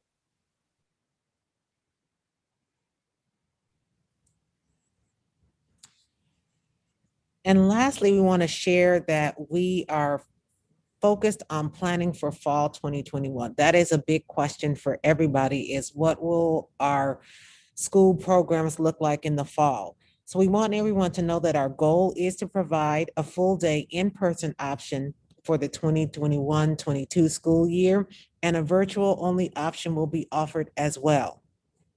We are beginning the planning phase for the fall semester, which will include parent surveys. We need to know parents who prefer an in-person model or if their preference is to remain virtual. Additionally, we know we want to increase collaboration opportunities and increase the dialogue with our administrators, teachers, staff, parents, and students to help create this plan. We will continue to collaborate with our labor partners in WSTA and CSEA to focus on staffing needs and student supports. And of course, we will continue to follow the guidance from the California Department of Public Health and the Yolo County Health and Human Services Agency. This is going to be a time when we really need to come together, because we all recognize that what we're going to start in August is something that we have not done before. But we know that we can do it because we have the right people in our community, we have the right mindset in our community, and our focus is on our students. And as long as we focus on our students and we keep them at the center of our decisions, I believe that we will make the right decisions in everyone's best interest. And that ends our return to campus update for this evening, and we welcome any comments or questions. Thank you, Dr. Hildreth. I appreciate that. And thank you to the report from everybody. Let's move on to the public comments. And let me see here. On public comment for the return to school update, I think first up is Danny Langford.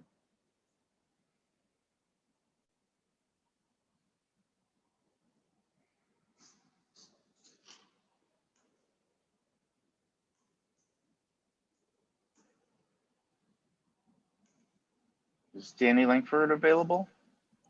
Yes, I had to wait for him to unmute me. Okay, thanks, Danny. I'm wondering if each grade level of the school is going to be using the same hybrid model that you as a board passed in the special meeting on the 2nd, or are individual teachers in different schools all running their own program? If that's the case, is that equitable to all schools and kids across the district? The video doesn't show the plexiglass barriers being cleaned. Will that be cleaned every day? My grandkids, I know their teacher sprays their desk as they're being dismissed each day, and the kids wipe it down before they leave. Also, it's my understanding middle school kids have to go to the campus to pick up lunch, leave to eat, then go back to school. And to me, that sounds like a lot of disruption in their schedule and a waste of their time, especially middle school kids, because they are on their own little planet. And one more thing I wanted to, I lost my place here.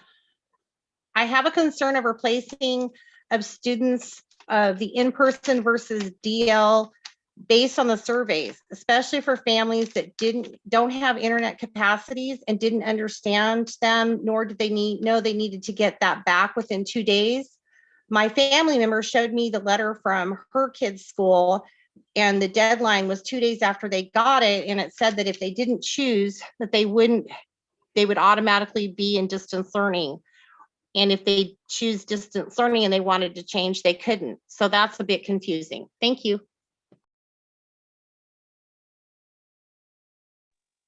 Thank you, Danny. Next, we have Tiffany McFadden.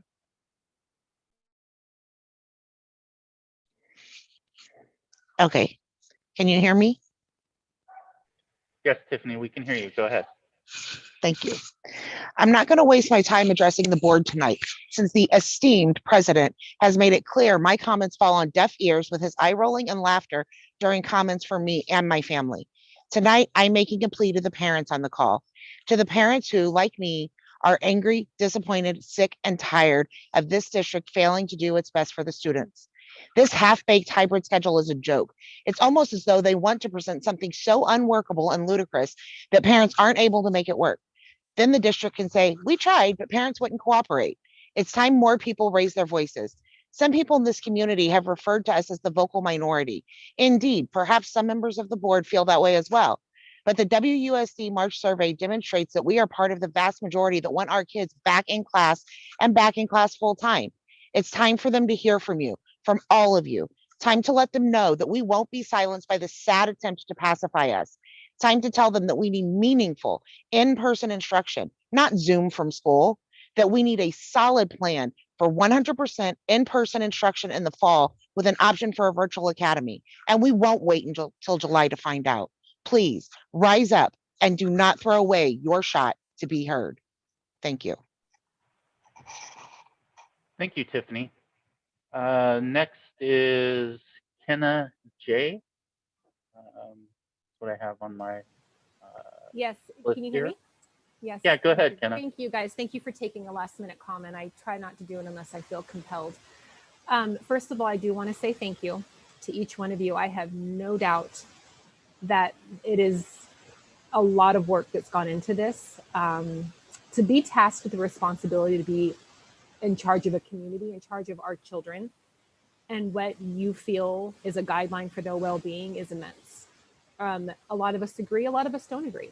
And that's okay, because that's how it works. There has to be a balance. My concern is a lot with the responses or lack of. I know how many emails have been sent. Sometimes they get responded to, sometimes they don't.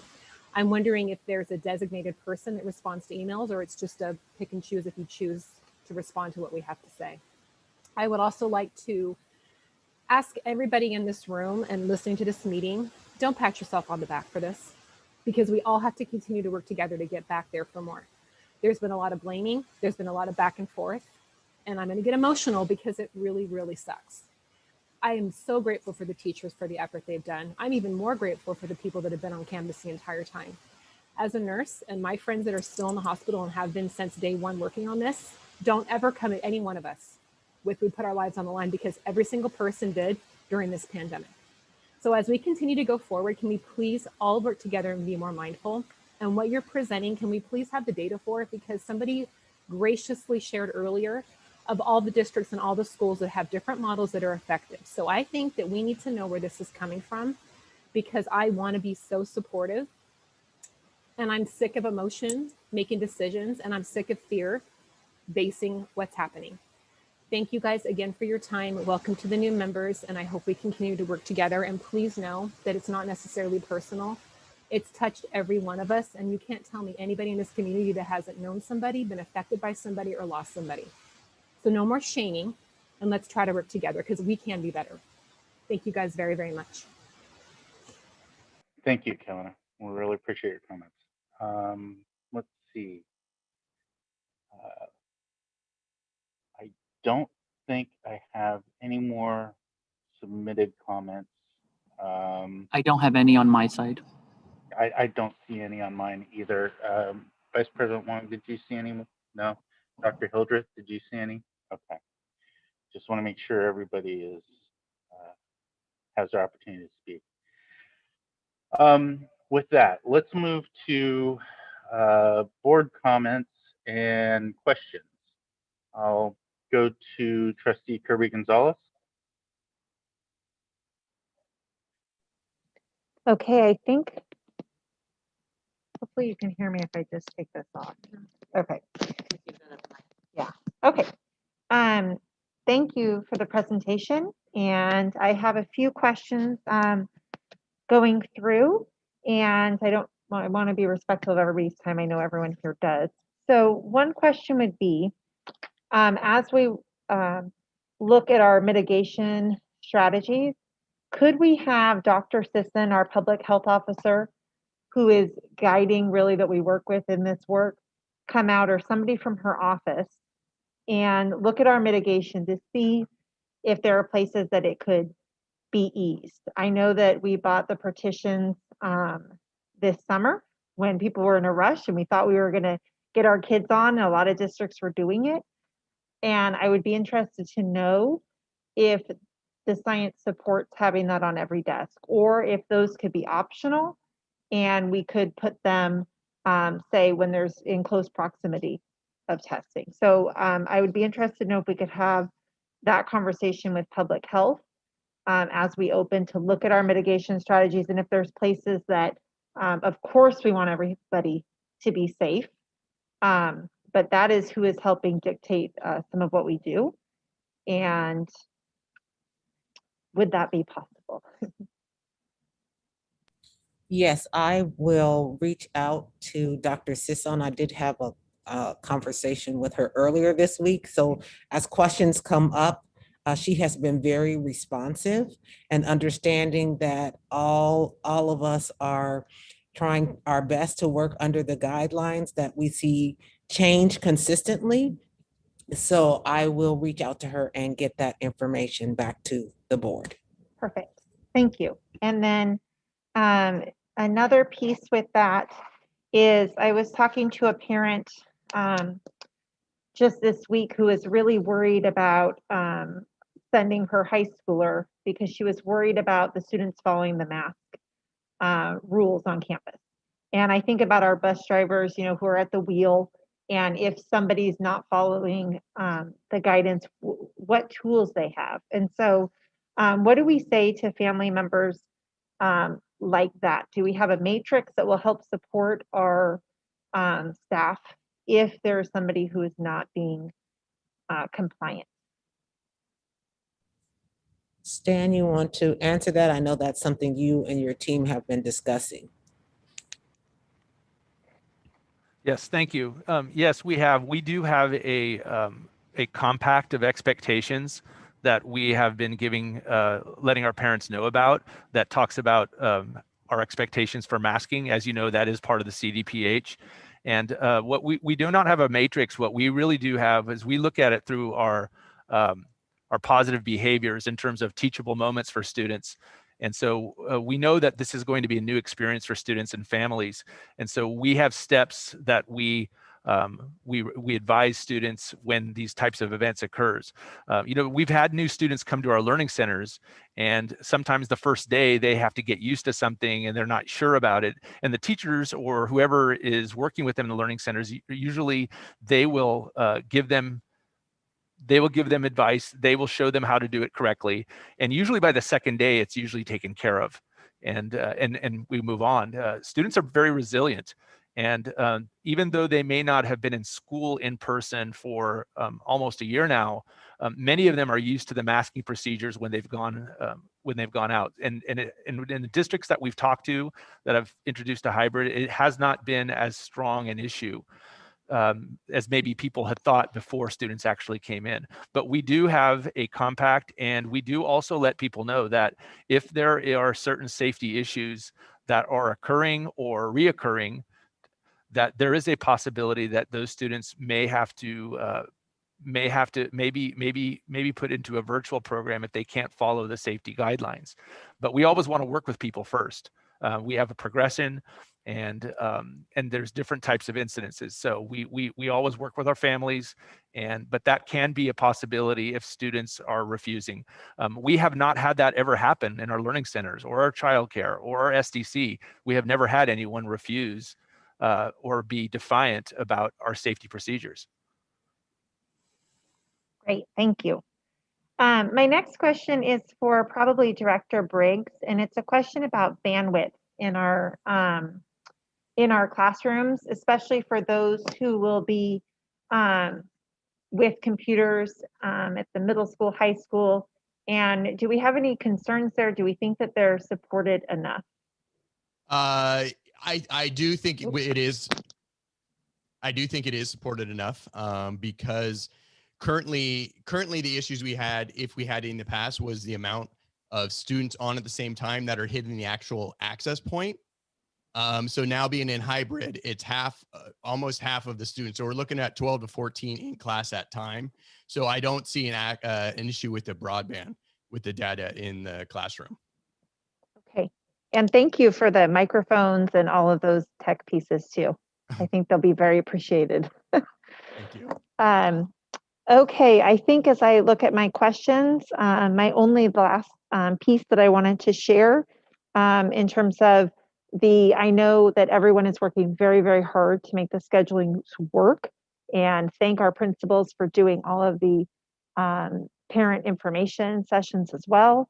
I know that VAPA and PE have a unique challenge because they are trying to serve kids and there's suddenly double the groups, right? And in terms of a hybrid model, if you're splitting classes in half. And so I just want to make sure and give a shout out to them that they are getting support as they make these schedules, and acknowledge how hard that really is to piece all of this together. And I think that is all of my pieces.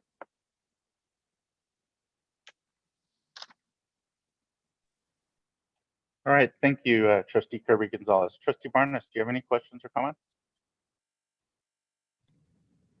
Thank you. I think the one thing I wanted to ask about was the in the video I saw there was the isolation room with the tent. I just wanted to be sure that we were careful about grouping people together in that area. I saw there were 2 kids in there, and so I'm wondering if we can take a look at that. Would we be testing them before we put them in that same area? Because it could just be, I mean, any of these symptoms could also be a common cold. And so if we put them, you know, are we putting them at risk by saying you have these symptoms, go to this tent, you know? Is there a way we can limit interaction or contact without putting them together? Does that make sense? So to isolate, I don't think there are going to be that many cases. I feel like we're in a good place and we have a very safe reopening, return to school. So I just want to be sure that we don't accidentally expose someone. That's a good point, and we will talk to our nurses to bring clarity and make sure that we share that information with all of our school administrators so that our isolation or quarantine spaces are exactly what they need to be, safe spaces, and making sure that we're not going to add to any symptoms that a student might have. Thank you. And I'm also looking forward to getting back. And I think like I said before, I'm excited about this plan. I think as we ease into it, I hope that gives everybody in the community a sense of peace and excitement. And I think that we're going to see some good positive changes. So I just want to encourage everybody to hang in there together. I like some of the public comments that were made tonight about, you know, working together as a community and recognizing our differences. But, you know, to know that we're all working very hard, and thank you to everybody working so hard on all of the changes and schedules and getting people back, and to the teachers and to all of the staff who's been working since we shut down, who've been here the whole time. And I also had the same thought as Trustee Kirby Gonzalez on the VAPA and the PE teachers. That is a big job, and know that you're thought of, along with all of the people who've been working so hard. So yeah, thank you to everyone. I'm looking forward to getting back, and I think as we ease in, it's all gonna be a good thing, work out really well. Thank you, Trustee Barnes. Clerk Venegas, do you have any comments, questions? Yes. So do all of our staff, including our certified and classified staff, or if they notice symptoms, the procedure is, does now the student go to the nurse and then to an isolation area if that's the process? And then does a counselor or the emotional component ever come into play? Just because I mean, I can already myself would feel a certain, you know, I mean, it's a school culture. You know, how do we prevent the student going from adult to adult to adult to adult and then ending up there? Is it a mitigation between or a combination of a counselor as well as a nurse, or how is that process working out? So when we speak with the nursing staff, we'll clarify that just to know what, you know, from the minute we find out a student is exhibiting symptoms, like exactly to be able to walk the board through or families through about what's going to happen, because we know the goal is to avoid having multiple people in contact. So we will clarify that information and get that back to you as well. Thank you. And then, yes, again, you know, to the process of moving forward, I do want to acknowledge all the feelings that we have all expressed, from the parents to the teachers, and thank everybody for being vulnerable and expressing how they truly feel. I think that transparency of feelings, of thoughts, of emotions is necessary in order to move forward. But I also am hopeful that we have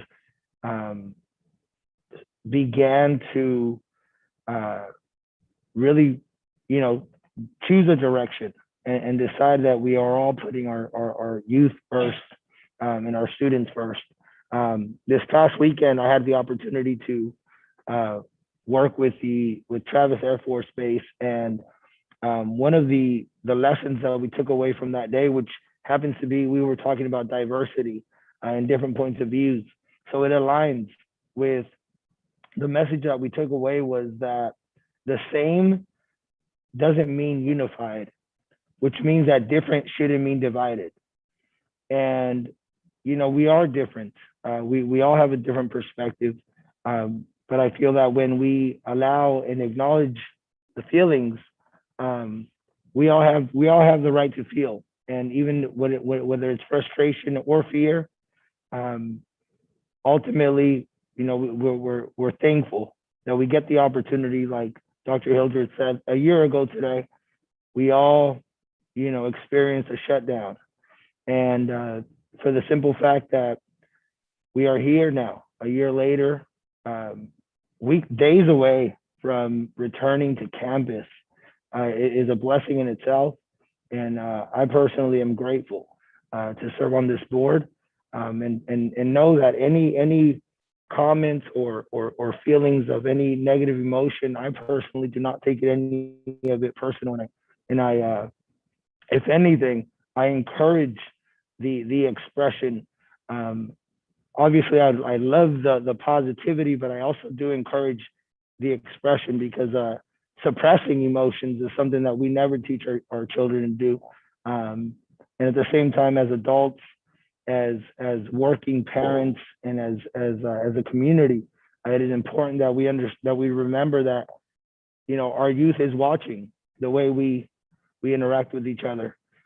We are the leaders of now; they are the leaders of the future.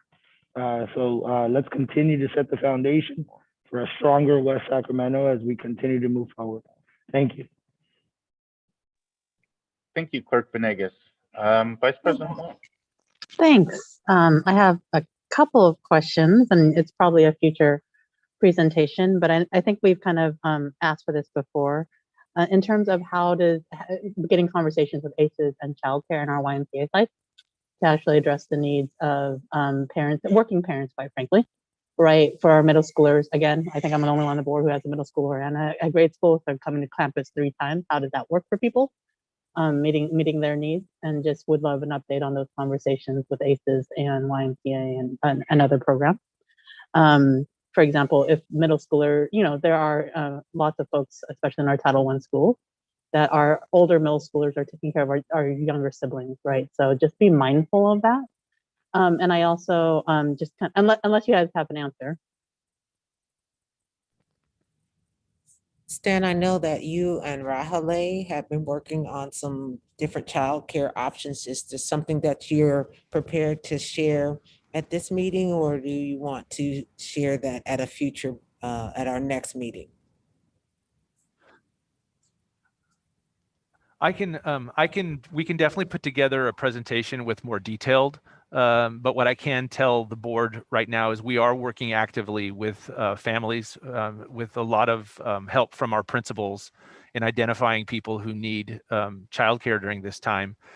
We still have some room available within our current capacity, and so there still are options. And everybody who our principals have referred to us so far, we have been able to accommodate.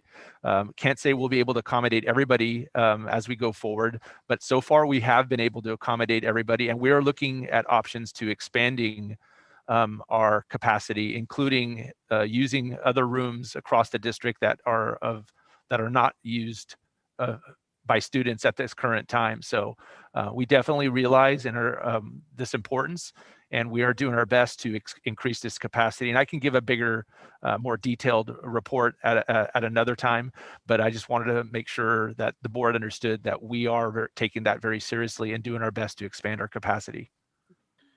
I guess clarifying, but are we in communication with our current providers? Absolutely. Okay. So YMCA, Champions, and ACES, we're in total communication with them. They are still active on all our campuses. And we are we're working with them to even increase in capacity. Okay. Great. Thank you. I appreciate that. I also kind of wanted kind of clarification on the asymptomatic testing process. I know that we presented it last time and didn't know if you all had more conversations now that we're opening up soon, what that might look like on campuses for staff, or I don't know who. Norma, did you want to talk a little bit about the testing piece? Good evening, everyone. Yeah, we are still in the process. We do provide a symptomatic test. We have been providing that for our staff since November, and we've been offering that specifically for those that are on campus, and we'll continue to extend that. We have provided that service for staff. As far as students, I know we are currently working, staff and HR, and getting the training through the CDPH. And we have not still ironed out what that'll look like. Working with student services, we'll get that mapped out, but more information will be coming soon. Yeah, just curious, because I know that we visited Lighthouse and they were doing it voluntarily. Clearly, that's voluntarily, and something that just brings more peace of mind as people kind of roll it out. So just I think folks who are mindful of that would probably appreciate that. We'll do follow up on that. Thank you, appreciate it. And the next two questions are policy and fiscal questions, and you might not have them. And so, you know, it has been mentioned, AB 86, right? Our California dollars is what are our plans to submit a report. So I know we were planning to reopen before April 1st anyway, so now this feels just like bonus money a little bit. And I think a lot of the public comments have already said like there are specific uses for that. So curious to know and hear more about what our plan would look like. It might just look like this plan, but I think the public may want to hear more about the details and the alignment with AB 86. Unless you also have an answer now on process and timeline. Timelines, I have been working with our superintendent Hildreth and also our director of fiscal services. So we have to still map that out, and we'll get that submitted. If not, we will be working on that, I know. Okay. And do we have an estimate of how much the AB 86 will bring in? I don't have that figure in front of me. I'm not sure. I'll need to get back to you. We just attended or got some additional information about that we want to walk through, and so that we can share that update at the next board meeting. Okay, perfect. Because we are a concentration grant and they're following the LTSF model, I think that we're going to benefit greatly from it. So as we think about innovation, as we think about the things that we want to do for summer school and learning, extended learning, and again, public comment has made, you know, kind of note of this, you know, if there are paras for simulcast, whatever it is, would love to kind of see what that plan looks like, and would love probably to have some engagement around it. The second question is, again, The Rescue Act was signed 2 days ago, and we are due for $19 million of federal relief for both the reopening. And again, I had the benefit of attending Congressman Garamendi's town hall today around it. So just my understanding, it's maximum flexibility, right? So that, and instead of doing double work, we might want to do kind of align the plans. I'm hoping the state and the feds align so that we're not doing double work around that. And then I said that's about $19 million for this district in feds. I know that Yolo County Supervisor have reached out to us about how do we actually coordinate the Rescue Act between the city, us, and the county. And again, I think last time I mentioned this, like a compassionate system of education, right? Like how do we actually braid funding so that's not just instruction? That Clerk Benega is always really good at bringing this up, the mental health and well-being of folks. There's lots of money in that. I know later we'll talk about the MHSA work that was seeded by Trustee Kirby Gonzalez and myself, but I think that there's a more robust opportunity with the Rescue Act for sure. The other thing is that's coming down the pipe that, as you think about reopening, is that they're also extending pandemic EBT. So I don't know if everybody knows, for those who are on SNAP or food stamps, that they actually will get more money on their EBT cards. And so the more money that we can actually, get the word out to families to actually make sure that they are enrolling on our free reduced lunch, that's actually money's in pockets on the EBT, because we know that during the pandemic, we had the highest rates of food insecurity. And we have a lot of food insecurity in this. I mean, out of our 7 elementary, 5 of them are Title I and highly food insecure. And the numbers have gone up, right? And so that's another thing. And then we also, in the rescue plan, again, they're extending universal school meals, which is a great thing. So Carrie will be a little bit busy. So that's going to support us a little bit more. So again, as we think about this and as we think about our budgeting in the out years, just kind of want to put that out there, that there are 3 different, although we were planning this way, there are 2 other pieces from a planning process that I would love to hear more about and how we're going to submit that to the state and the feds. Because it's actually a really once in a lifetime opportunity to actually really have a conversation about transformative education. I would love to be engaged in that in a very thoughtful and intentional way. I don't know if those are more statements or questions, but unless you have, like, you've already kind of created the plan and all of that. No, but as I mentioned in the presentation, that I really think that this is time for reimagining, for innovation, for us to really think about what is it that our students really need to be successful. And then look at it in terms of that lens of those students who have the greatest needs. So when we talk about every student by need and by name, I'm excited about this funding opportunity because it really is going to allow us to have the funding to support that statement. And it's really now all of the ideas that our teachers, our administrators, our parents, I'm going to be coming to you. We're going to be coming to you because you are with our students every single day. And now that we have these opportunities to expand support in the classroom, I believe that's one of the main reasons why funding for paraeducators is specifically allocated, because the types of support to support virtual learning can be even better when you have an additional support person to help and assist out our teachers. So there's so many possibilities that I'm excited for this moment. I'm also a little wary of this moment because that means a lot of planning. That means a lot of meetings. That means a lot of conversations. But again, if we focus on who we're meeting about and why, and our students, and we make sure that we're including our students in the conversations, the sky's the limit.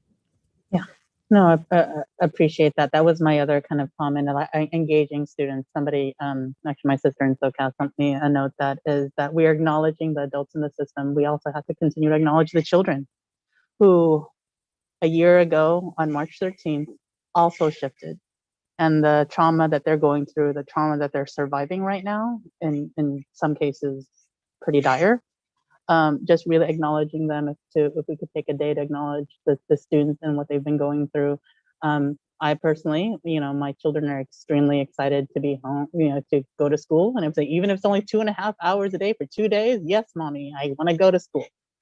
Okay, because they love their teachers, they love their outreach workers, they miss people, and they miss their school community. So I want to acknowledge the hard work that everybody has done from day one. I mean, folks already know, I say over and over and over that my mother was a food service worker and classified, and she gave and made food with love, right? And so and that's something that I think that we know day one that our classified have always been there.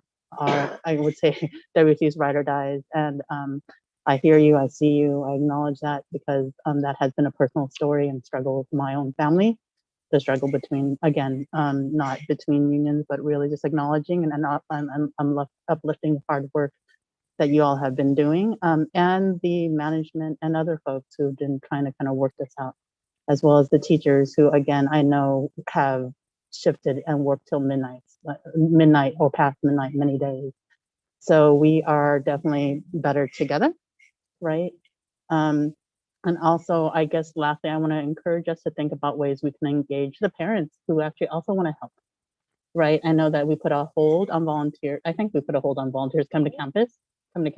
Yeah. They can do both. They can do both. I know we've been talking about virtually, but also just kind of exploring this new idea. If they are also, I mean, we have a lot of folks who are already, for various reasons, they have already gotten their shots because they're in different industries.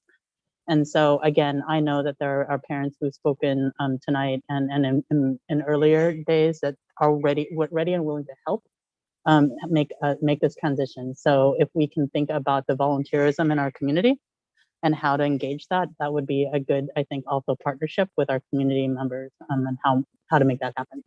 So that's those are my thoughts on the reopening, that we don't have to do it alone and we are better together. And I would just like to thank you for being such a great policy analyst and bringing the fiscal policy conversation to the attention board. I think that's very important, and it's going to really help us out as we move forward through this process. I do want to piggyback on a couple of comments. As we start to open, we must remember that it is allergy season, and like Trustee Barna said, what we saw in the video of the I guess isolation rooms that are basically plastic tarps, there were 2 kids in those rooms. One could be expressing allergy symptoms, the other could be expressing COVID symptoms, and now we could potentially have exposed one to the other. So I really do hope that we take a good close look at the policy and how we address that situation. And then the other thing that I'd like to piggyback on is Trustee Kirby Gonzalez's commentary and everyone's comments about VAPA and PE. They get often overlooked, and I certainly hope that they don't feel that way, because they are truly an important factor in how our kids really feel about themselves. Because I can speak from just personal experience. My child absolutely loves PE and loves VAPA. She is an actor. She loves to express herself, right? So she loves singing. She loves doing all that. And what our VAPA and PE teachers do for our kids is more social emotional than anything else. Like, this is how they love to express. And I just wanted to say thank you to them for that, all the work that they've done. And There's a couple of things I wanted to say. Thank you to Director Briggs for getting the tech, all the tech work situated for the return to school in a very hasty manner. I don't mean it in a bad way. I mean, you've been working double time, and I really appreciate that. And you're trying to get everything situated and taken care of by the start of school next week. So I really want to say my deepest thanks to you. There's a couple other questions that I have. One is in terms of temperature taking temperatures of kids that are coming onto the campus. As we stand right now, when you come onto the campus, kids have to have their temperature taken. When they go in the learning center, kids are going to have their temperature taken. Are we still going to continue that process when all of these kids come on campus to return to the classroom? And if so, how is that going to look? Yes, there is a process for students to have their temperatures taken on campus. When parents attend the parent universities that the principals are hosting, that is part of the process of what they're going to share at that time. They have mapped out different areas where students will enter or exit. They're thinking about staggered time, making sure they're not all congregating in different areas. So please make sure, parents, that you attend those meetings. You really will have a lot of your questions answered. And I just want to take this time to send an amazing shout out to our principals and assistant principals and the team for all of the work every single day they are doing to make sure that they are prepared for our kids to return. Great, thank you. I appreciate that. Another question I had is, and I think it was Danny Langford who brought it up, and it was the scheduling system. Like, for example, if say only 10 kids out of 24 are going to be returning to the classroom, are we going to have an A-B schedule where 5 return on an A schedule and 5 return on a B schedule, or are we going to have just an A schedule for an AV schedule for that class? I can address that for you, President Pizzotti. At this point, it is still fluid. I want you to realize, so it is fluid. There are still families that are making decisions, and our principals are trying their best to accommodate them. So we haven't closed that off yet. Now, in some places, the impact is a little bit more greater, depending on the numbers of students that have responded or want to be in person. Most of our school sites and classrooms will be in the default AB when we open up on March 18th. So that'll be the default, just as you've seen, and that is where most of our classes will be. However, there will be some exceptions. As we've pointed out before, we are leaving spaces for students who may need it the most in terms of going 4 days a week. So we do anticipate that there will be students who may be of the most need for different reasons, who will be coming 4 days a week. That will happen, but it probably won't happen across the board on the first day. We'll have to kind of adjust to that, but that is the plan. There are some notable exceptions too in terms of sizes of the numbers of students that are returning, where there are very small groupings. Two sites are going to have a predominant number of classes that may be 4 days a week, and that's Yolo High School and Westfield. And so, those are two schools that have some great needs, and I think we can all see from an equity lens that is a very justifiable thing. So those two schools for sure will probably have quite a few classes they'll have students that will attend 4 days a week. But we do anticipate that happening at other school sites as well. But most of the other school sites will be AB when we start on March 18th. Thank you. And that's kind of what I was wondering. I figured we would probably be in an AB model to start, and then as we start to navigate and see how many people stay into the virtual classrooms and decide not to come in person, and we get a fuller look at what our real capacity is going to look like, then we would make adjustments as we go if needed. All right, I think that is okay. Oh, wait, do we have two more? Okay, I got Vice President Wong and then Trustee Barna. Dan, can you talk a little bit more? Because I think you said this once, and I just want to make sure that it's understood across the district that sibling groups would be in the same AA or BB schedule, because I've been getting some notes that that isn't the case for some parents, and just wanting to make sure that that's happening with your principals as you schedule. That has been the intent from the start, is to match siblings as much as possible where appropriate. However, scheduling is pretty difficult, and we may get some cross messages. What if families are out there, or you're hearing from families that give you that indication that they're not being able to be placed where they need to be, I would advise them to contact their site administrator so that they could bring it to their direct intention. And I think the site administrator will do everything they can to accommodate that. Okay. I may be mishearing this, but I think that they were told by their site administrator they couldn't, but I'll talk to you offline and share with you. Thank you. Or and get you involved if it is a misunderstanding, but thank you. Okay, I just want to be clear that is our intention. And then I think I just need to kind of say this as we think about, we generally talk about this for general ed kids. We need to think about kind of, again, I brought this up with Dr. Hildreth, the assessments that we need to kind of do that we were, I know it's another planning issue. It's another planning issue, but it's not an issue that is solely a WSD thing.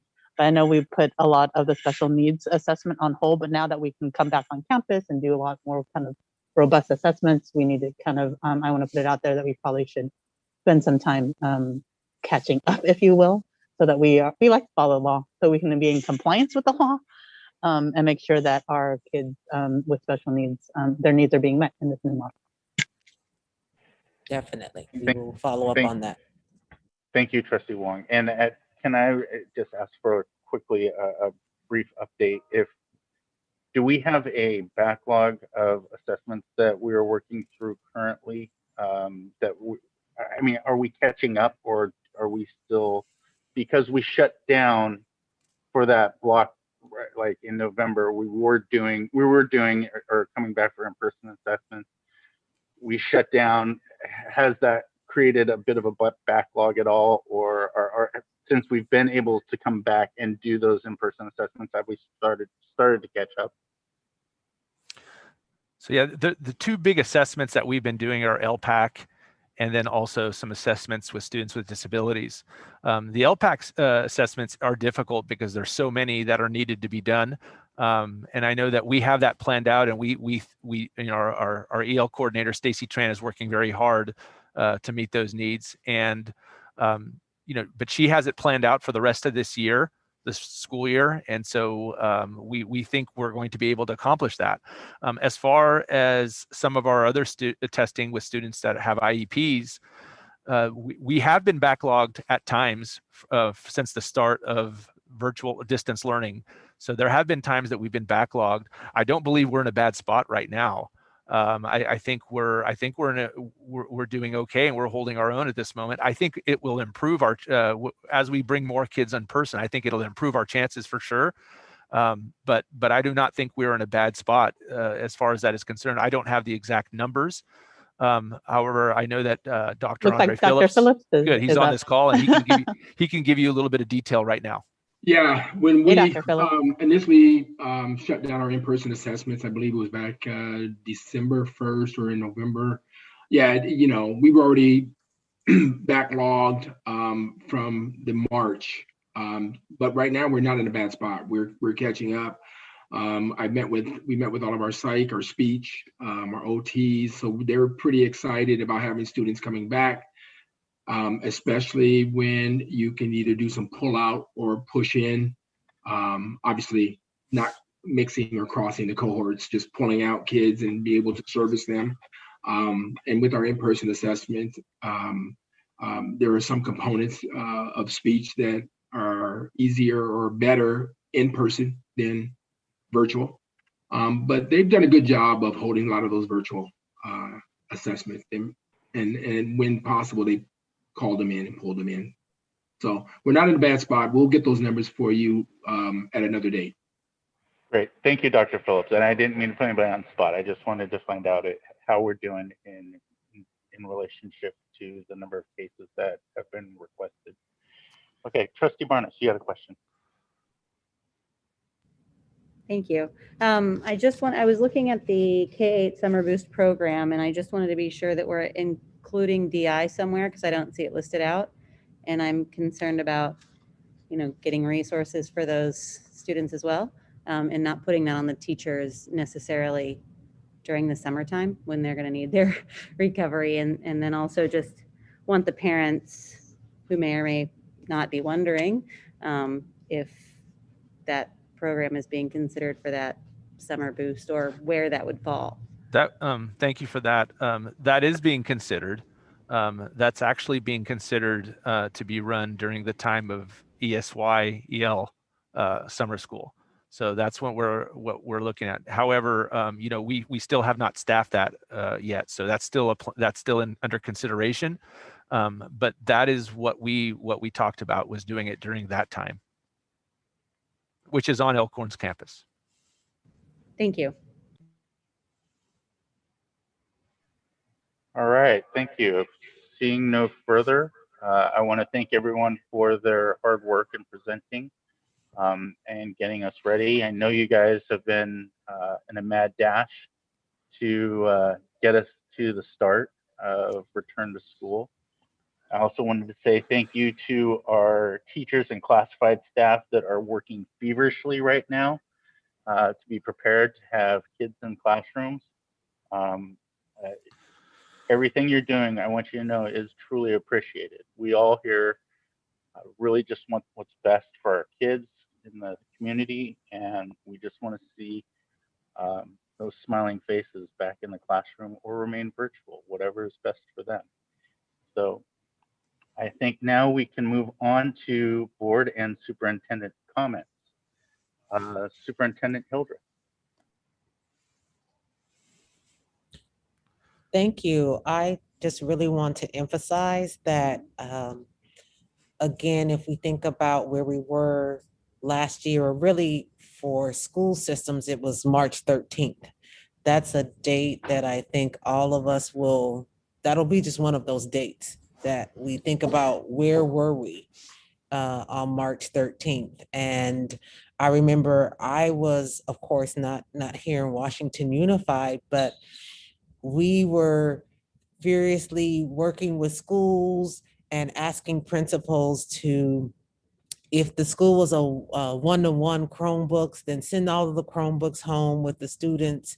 And if they were not a one-to-one school, we were asking teachers and administrators to get packets together for 2 weeks. That was what we were thinking, like, okay, we're not sure what this is, but let's send work home enough for 2 weeks plus spring break. And by then we'll be back and be able to figure it out. And starting on March 18th will be the first time that our students have been back in their classrooms since March 13th. And they have done so much more than those 2 weeks worth of packets. And it's moving forward together is really what I think it's all about at this point, that we have all been impacted by what's happened over the year, but in order to be healthy people who have healthy children, who are in a healthy district, we have to be able to focus on the future. And we have to be able to focus on things that are going to bring us together and to be positive. So when you talk to me and you hear me say, what do we need to do? I'm going to tell you, we need to move forward together, because that's the only way we're going to make this happen. We are all focused on the fall. We just have to determine what's it going to look like. And we have to be able to do that together. We're going to have to continue to adapt. we're going to have to innovate, and we're going to have to reimagine. But I believe that I'm in a district where that can happen. And that was one of the things that attracted me to come to Washington, to come to West Sacramento, is what I learned about the community, what I learned about the schools, the principals, the teachers, and the students, that people love this district. And who doesn't want to be in a place where everyone is excited about the school system? And now we can only make it better because it's something that we can design together. I believe that with the hard work of our teachers, that is going to be a critical voice. Now, I am the daughter of 2 teachers. And so I saw from the very beginning those role models in my house. I saw them with those teachers' guides on the kitchen table on Sunday nights. And I thought, there is no way that I want to do that, because they are working so hard. But it was in me, it was in my DNA that I decided to become a teacher. And so I know what that work is, and so grateful for the many, many teachers who dedicate time outside of the class, because we all know planning does not stop at 2:30. It's when the work starts, when your kids are no longer in your classrooms. And so I'm going to be calling on our teachers to join work groups. But what the difference is going to be is I'd like us to have work groups where we're working together. So where we have teachers and parents and administrators in the same group, so that we can hear the different perspectives and the different needs, have our students tell us what worked for them during this time and what didn't. So get ready. There's a lot to do in a short amount of time, but I have no doubt that we can do it by moving forward together. Thank you. Thank you, Dr. Hildreth. I really appreciate your comments and really appreciate your perspective. So from board comments, I'll start with Trustee Barnes. Thank you. I love what you said, Dr. Hildreth. I fully support that. And I can't wait to move forward with our community. I love this community, and I am thankful to be a part of it. Today, when we were driving home from our music class, Lucy said, Mommy, I think I'm going to be a teacher when I grow up because you'll be proud of me. And it makes me want to cry. And I thought, I said, I am proud of you no matter what you want to be. And she said, yeah, but you're really proud of my teacher. And I thought, that's awesome. I would love for her to be a teacher. And I'm so thankful for all of the hard work of all of our staff over this past year, because it's been a tough one. I'm looking forward to moving forward, as you said, together. I'm looking forward to becoming more involved as a parent and as a community. I only got to go through her kindergarten year, not even through 3/4 of her kindergarten year. And just as we were kind of starting to get into the swing of things, we had to shut down. So I'm looking forward to getting some of those extracurricular things back and getting back into the community safely once we're hopefully all vaccinated and can hug and high five and shake hands again. So I think this gives me positive feels, and that's it. I'm looking forward to it. Thank you to everyone. I know there are people who are left out every day, and I just want everybody involved in any district in the school or with students, parents. Oh my gosh. Thank you to everyone for advocating and for working together. And so I'm really thankful for again, this community and where we're going. I think we have lots of good opportunities, and I'm happy to be a part of it. Thank you, Trustee Barnes. Trustee Kirby Gonzalez. Okay, thank you. First, well, I guess our county 2x2 that I'm on with Vice President Wong, we desperately need one, especially as we talk about some of this policy coming up and working. So looking forward to when we can get that on the books. And I think about, and try to be concise. I know I want to honor everyone's time, but when we made the decision to close schools, you know, I was picking up my kindergartner and then my fourth grader, or well, third grader at the time. And she was telling me about the leprechaun trap she was making the next day. And I just, oh, it was so painful. You know, and that night it was emotional, and I cried thinking, oh my gosh, you know, these few weeks, how are the kids going to cope? And here we are now. And it's been such an emotional, hard ride for everyone. And I think about what lessons that we have learned. And I try to be reflective in everything I do with work and in parenting. And it's almost hard to be reflective because we've all been going. And all of the district staff here in Washington Unified has just been going. And parents have just been going. And so I do think it's going to be very important to stop and think about, as we reimagine, that word brought up, what are the takeaways that we're going to keep in education? And what are the things that we realize were not as important as we were cutting away? And that's going to take some time to really be able to decompress and to work through that. For our educators that are about to go in the classroom, who are so excited and ready, I hope that you have just a great day with your kids. For our educators and all of our staff too, and classified staff, paraeducators that are about to get back in, who are nervous, I know what that feels like too.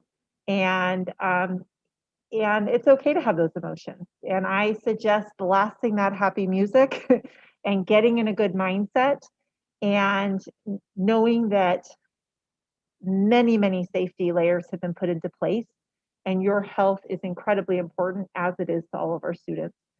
And I hope that you have a good day and a great day. To our kids who are excited to get back in the classroom, I hope you have a great day. And to our kids who are nervous to get back in the classroom, some of them are, you know, I had a first grader or kindergartner too, who's now in first grade, who suddenly said, Mommy, I don't want to be without you. I thought we've only been together for, you know, a lot of time. So that's okay too. We have to acknowledge that there are big emotions that come with big changes. And of course, for our families who are staying virtual and our students, we need to honor and celebrate them and make every day feel special for them too. Some of them are doing it because they're successful, and this has been a really good medium for some of them. And some of them are doing it because their families aren't yet vaccinated, or they themselves are high risk. And so I just want to acknowledge all of those feelings, because change is hard, and they're all in the room, right? We're all, people are feeling all different things right now. But I do know that first step, that first day that the doors close at the end of the day, is one step further to saying, how do we now tweak things to be better? How do we now tweak them to be better? And I'm looking forward to that. And utilizing our outdoor spaces as well. And I'm so glad it's getting warmer so that we can do that. And along that level, I want to say, as we think about our kids and how precious this time is that they have right now with their educators, those who are coming in person and those who are virtual, we're finally at this place.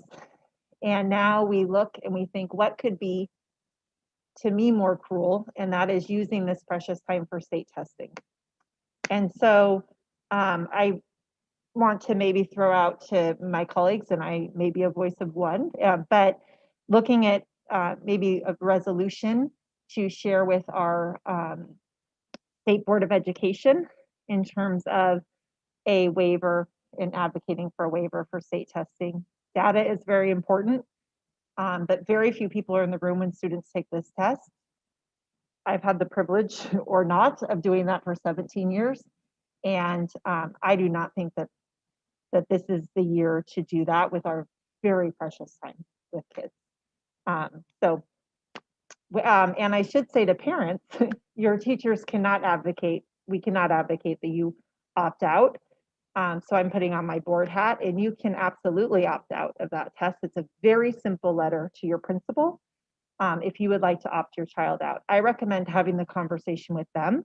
Some students, they're all about taking those tests, but I would talk with your child about it and encourage you to have that conversation if you think it's right for your child. Thank you. Thank you, Trustee Kirby Gonzalez. Clerk Venegas. So again, thank you to everybody. Thank you to the board, the in-person we're here. Geez, we're here. At the end of it all, emotions are simply energy. And when we can direct them and focus them, we can accomplish a lot as people. 2020, as difficult as 2020 has been, and everybody has a different level of difficulty, a different pain, and it's really not about whose pain is greater, but it is about remembering that for many people, 2020 hasn't been the hardest year of their life, hasn't been the hardest moment or the most difficult time. Being a son of immigrant parents, there are stories that go before COVID was a thing. In everybody's journey, I bet we can all think back to a time that we faced way more difficult challenges than 2020. So I'm going to say the idea that 2020 was the hardest year that we've ever faced.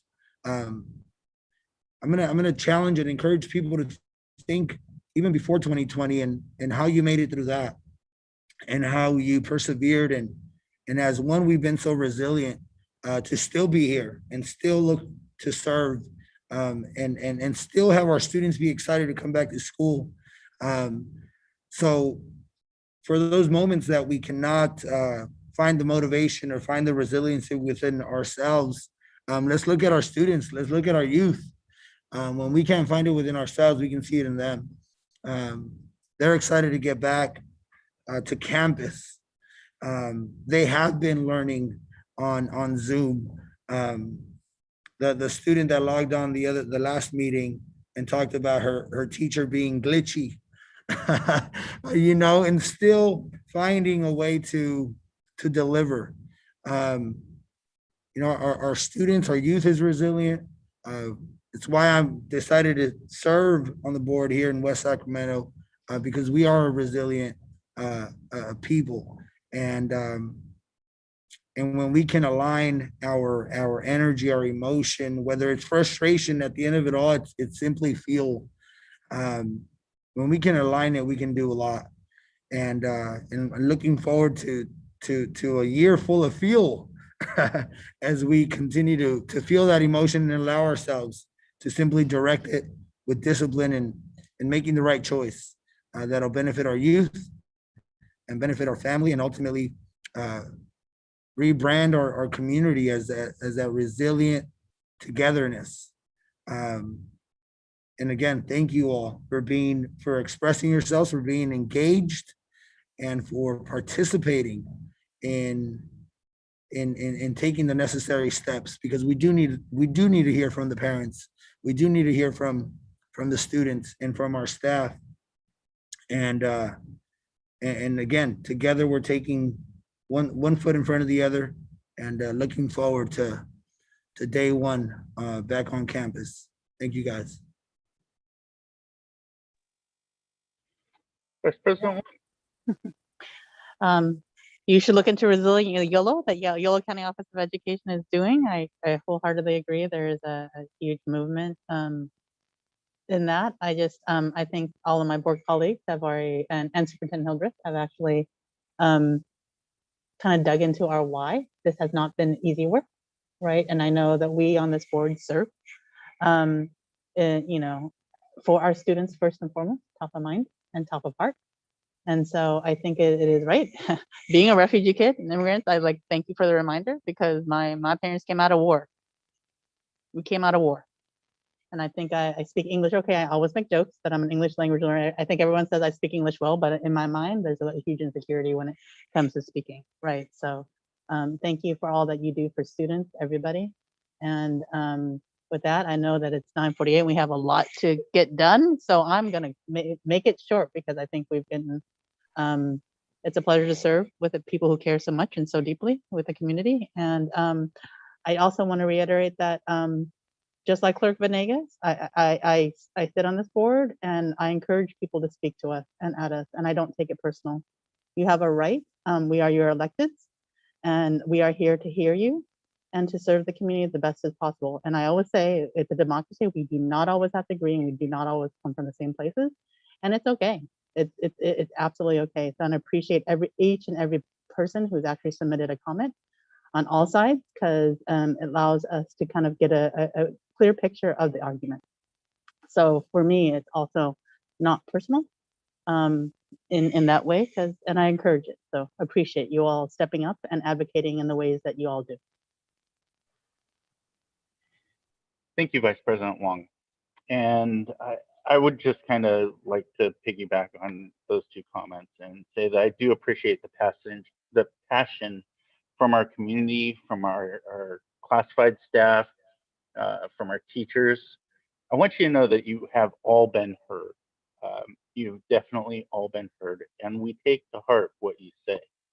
You know, I think these times have put us all in a state of angst and anxiety. And a lot of what we're seeing is our own mental health materialize and manifest in ways that we would never really acknowledge. But it's because of these times.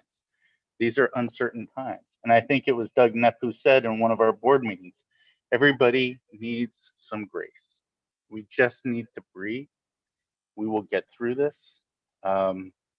And we will eventually come through the other side. You know, I think it's very important that everybody understands that we are all doing this for the best interest of our kids. Everything that we do on this board is for the best interest of our kids. I'm a parent. We're all parents. We just want what's best for our kids. And I can honestly say that, you know, I personally have had a rough childhood. I had a rough experience growing up, dealing with divorce at an early age, a parent that had addiction issues, losing a parent at an early age, and then being homeless. You know, all that happened before I even graduated high school. But none of that compares to the pain that I feel when I see my kid cry because she can't go play with her friends, right? And the social emotional pain that is exhibited through behaviors and outbursts and all the things that we see that maybe you don't necessarily get to see on a daily basis on a Zoom call, but us parents, we see it at home. It affects us, and we all are feeling this. Every one of us, from the parents that write in, to the teachers that are parents in this district, to the classified staff that are in this district, to the administrators that are parents in this district. We're all here doing this for our kids. And we all want what's best for our kids. So I just wanted to put that out there, that you are all heard. And if you want to talk more, I'm more than happy to talk with people who want to have an in-person conversation. I put my phone number up on my Facebook page if you want to give me a call. I would love to talk to you all. But just know that we do this because it's from what we believe is what's best for kids. So I also wanted just to quickly congratulate the district and WSTA on their tentative agreement. You know, everybody came together to find the best health and safety conditions and work them out, make sure that we're making what's safest and healthiest for our staff, our kids, and all the people on our campus. I also wanted to send my condolences and the board's condolences to the family of Leroy Rogers. He was, a classified staff member in this district for a very long time, and we want to send our heartfelt, deepest gratitude for his years of service and our condolences for your loss. So one last comment that I had was the facilities committee met, and we did go over, Clerk Venegas was there, Dr. Hildreth, and Assistant Superintendent Gonzalez was there. We went over a lot of items. We're going to have another meeting coming up on the 23rd. We were basically discussing the framework, what was the role and responsibility of the committee, the dates of issuance of our bonds from, I believe there's one in 21, 23, and 25. So it looks something in the neighborhood of 60, 30 million dollars. So, but there will be a presentation after that. Our next meeting is going to get into more of the nitty gritty. But what was really fascinating, was really great, was everybody on that committee, to a person, agreed with basically what the board's commitment was, and that was to campus equity. And I think everybody would agree that that has been our priority, this board's priority, especially when we first looked at the facility master plan and when we decided to put the initiative on the ballot, that was one of the things that had to be addressed first. So it was really great to see, and many of the parents were not necessarily from, the schools that were most, or that are going to be most impacted by campus equity. It was many of the other Southport, Stonegate families, Bridgeway families, that were all in this together and saying these items need to be addressed. So that was, I think, very heartwarming to see that we all share the common goal. And so with that, I will end my comments, and I would like us to move on to the consent agenda.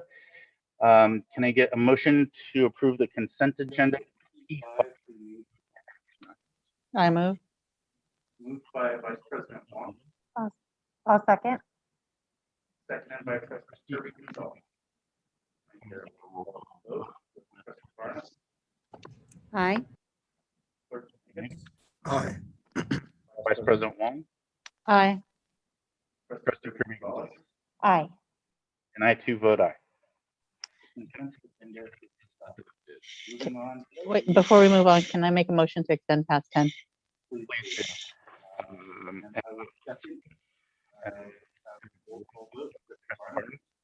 Aye.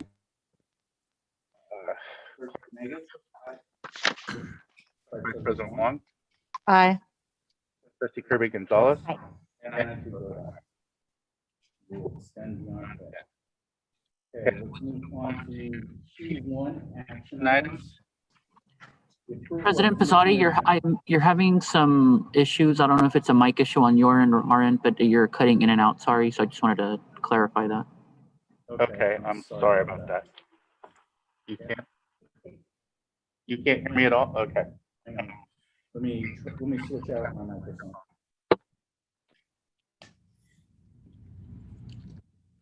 Can you hear me now? Okay, that's fine. We'll move on to action items. Q1, the approval of the independent vendor agreement between Sports for Learning and Washington Unified School District. Stan Moisich, Assistant Superintendent, Ed Services. Thank you, President Pizzotti. We are requesting approval for the independent vendor agreement with Sports for Learning and Washington Unified School District.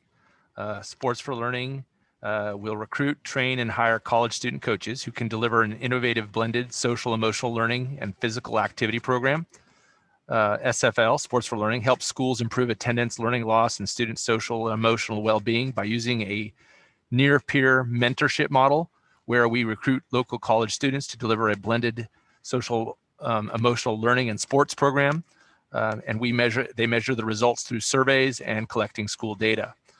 Sports for Learning will provide 2 instructors to work at all 7 of our K-8 school sites to deliver safe outside play blended with Sports for Learning curriculum for 2.5 hours per day, 4 days a week. Grade level appropriate curriculum will be provided for all students in attendance, and during each session, the students will engage in a specific social emotional learning topic and explore fun and engaging ways of gaining an understanding on this topic. The students will be required to be physically active as they play a sport activity on the school sites. And once again, we are requesting approval of this for the remainder of this school year. Thank you, Assistant Superintendent Moisich. Is there any public comment on this item? Mario, have we received any?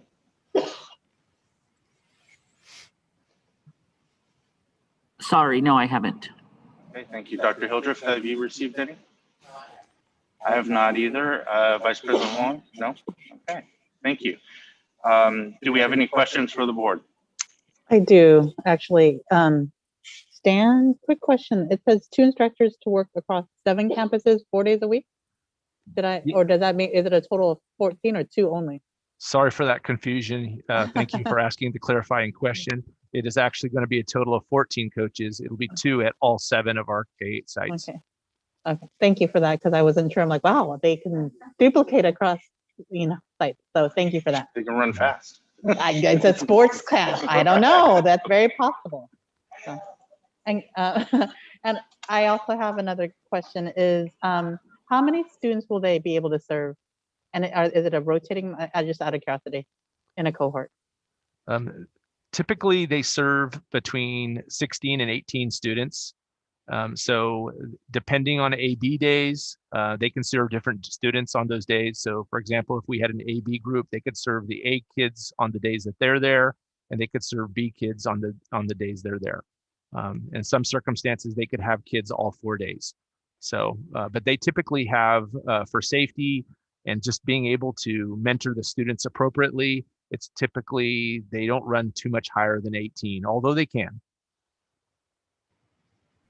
No, appreciate that. Thank you. Any other comments or questions from the board? I just want to say thank you for this,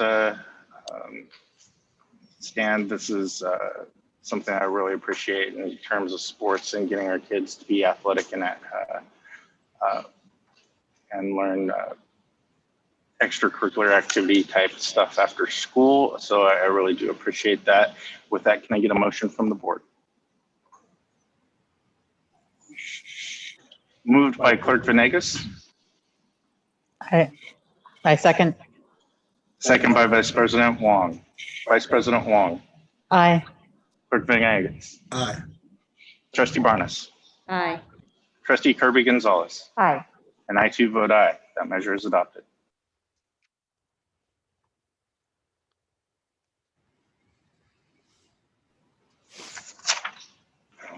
Okay, I've lost my place. Hang on a second.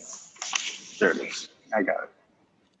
Okay, Q2, approval of the memorandum of understanding between the County of Yolo Health and Human Services Agency and the Washington Unified School District. Stan Moisich. Thank you. Yes, we are requesting approval of the memorandum of understanding between County of Yolo Health and Human Services and WUSD.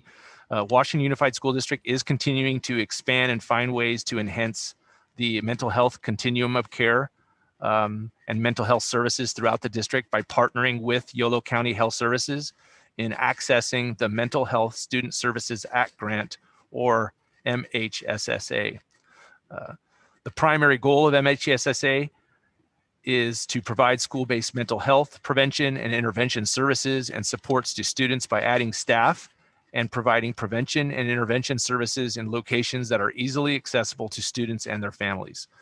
Goals will include leveraging resources to expand mental health services to children throughout the district by supporting and further developing the existing array of tiered school-based services, outreach efforts to promote awareness and regarding mental health issues to reduce stigma around mental health, ensuring that community members are familiar with resources and understand how to access them, and improving outcomes for WSD youth, including improving student attendance, improving student performance, and creating and fostering a positive school climate.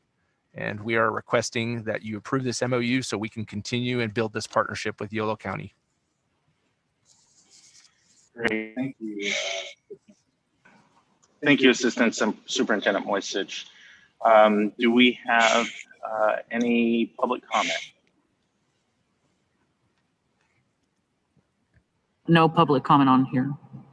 Seeing and hearing none, do we have any questions from the board? Not a question, but thank you, Comment. Stan. Just a comment. And as you all know, historically, Trustee Kirby-Gonzalez and I have been seeding this for a couple of years, and then I was part of a design team to apply for the grant. So this is something that is going to bring millions of dollars of mental health services without a cost to us, I believe. And so again, just part of that planning with the rescue dollars and everything else, it'd be really I'm excited to kind of think about and figure out our priorities in our retreat in a little bit, because everything we've talked about requires money, and I know that many of us are trying to leverage those federal dollars. So just thank you, Stan, for bringing this forward. Thank you to all of the folks who were working on it, because it was a Yo People's effort, and that happened before the pandemic. So I think it's going to take a different form post-pandemic. Thank you for that, and definitely want to shout out Dr. Andre Phillips. He is our point man and lead in this whole partnership. Yes. Thank you, Stan and Dr. Phillips, and thank you, Vice President Wong and Trustee Kirby-Gonzalez for your work that you guys do together at the county on the 2x2 for those. Can I get a motion? I'll move.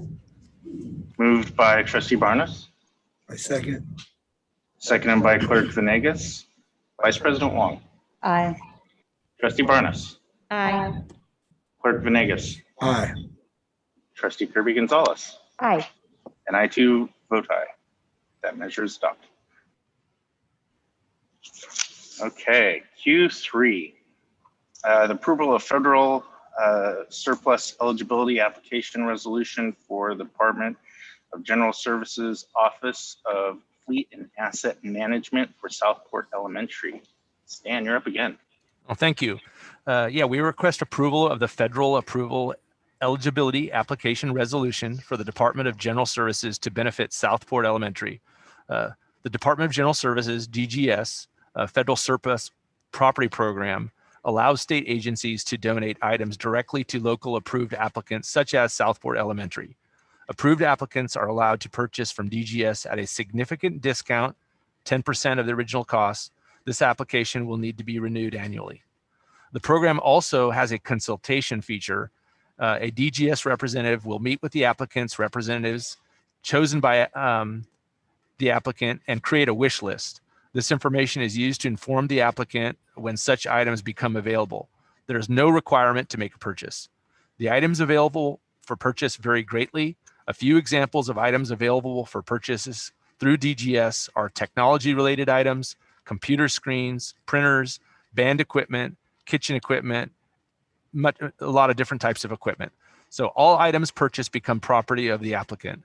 The approval of this document allows Southport PTO to work directly with state agencies and receive donations of their unneeded and sometimes unused items to benefit our students at Southport Elementary.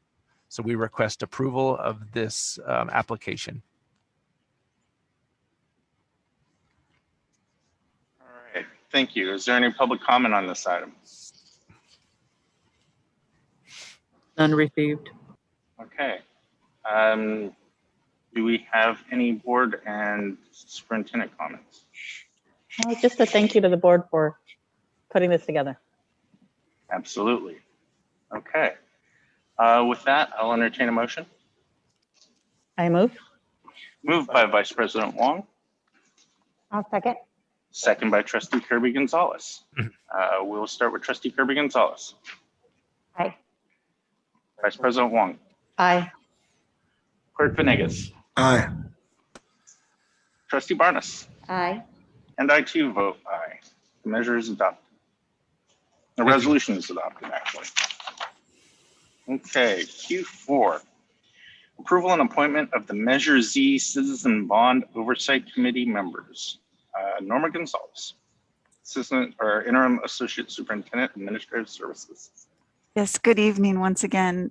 Excited to bring an update and a lot of movement. As you mentioned, the subcommittee meeting met already, and another one is scheduled. Part of that formality is, if you recall, on January 14th, when the resolution to declare the results of the bond election were brought forth, the time clock started with regard to the 60-day and the establishment of the CBOC, or the Citizens Bond Oversight Committee. So with that said, tonight, this evening, well, and I can explain a little bit about the process. There is a lot of content on the agenda, but there were several participants or applicants that have come forth, and then looking through the applications rather, there were several criteria that we needed to follow, and 5 of that criteria, one being a member of a business organization representing the business community located within the school district. One member shall be active in a senior citizens association or organization. One member shall be active in a bona fide taxpayers organization. One member shall be a parent or guardian of a child enrolled in the school district. And one member shall be a parent or guardian of a child enrolled in the school district and active in a parent-teacher organization such as the PTA or Parent Teacher Association or School Site Council. So with that said, there are several, in the attached list that you have presented this evening, there are individuals. However, there is, should point out that we are, sorry, let me pull it up. Yeah, so we are still lacking someone from the taxpayer organization. That is still open, although we have made attempts to fill that slot. We will still consider candidates should someone come forth, but we have met the criteria and therefore bring this recommendation for the board to ratify the Measures Z Citizens Bond Oversight Committee. And then the following item would be the actual resolution of that process. Great, thank you. Is there any public comment, Mario? None received. All righty, Superintendent Hildreth, no? Okay. Any board comments? I do. I have a question. I think folks will make note of this, is that the representation tends to be South Side heavy. And just trying to figure out, like, again, I wasn't part of the process, understanding the number, like, how did we not get to a more balanced North and South Side representation? Thank you for that. So there were the significant number greater and from represent applicants from the South Side, and trying to make sure that we met the criteria of the groups or the list there. So yeah, there unfortunately not as many applicants on the North Side as there were on the South Side. Is there, out of curiosity, just whenever you get a chance, just a breakdown, because I think that is just one flaring to me. Yeah. When we actually look at the number of folks who are just labeled as, like, there's 6 South and only 3 North Side, and we think about equity, and we think about, like, many of our North Side schools are in need of support, would really kind of love that lens a bit. Not that folks on this wouldn't represent that, but I think that's, for me, just kind of glaringly sticks out. And are we trying to reach out to Howard Jarvis or anybody who's a taxpayer organization? Like, is there a legal requirement to do that in terms of finding somebody from a taxpayer organization? We did seek legal counsel, and because we did make the attempt to do that, like I mentioned, we're still keeping that process open for that category or that section.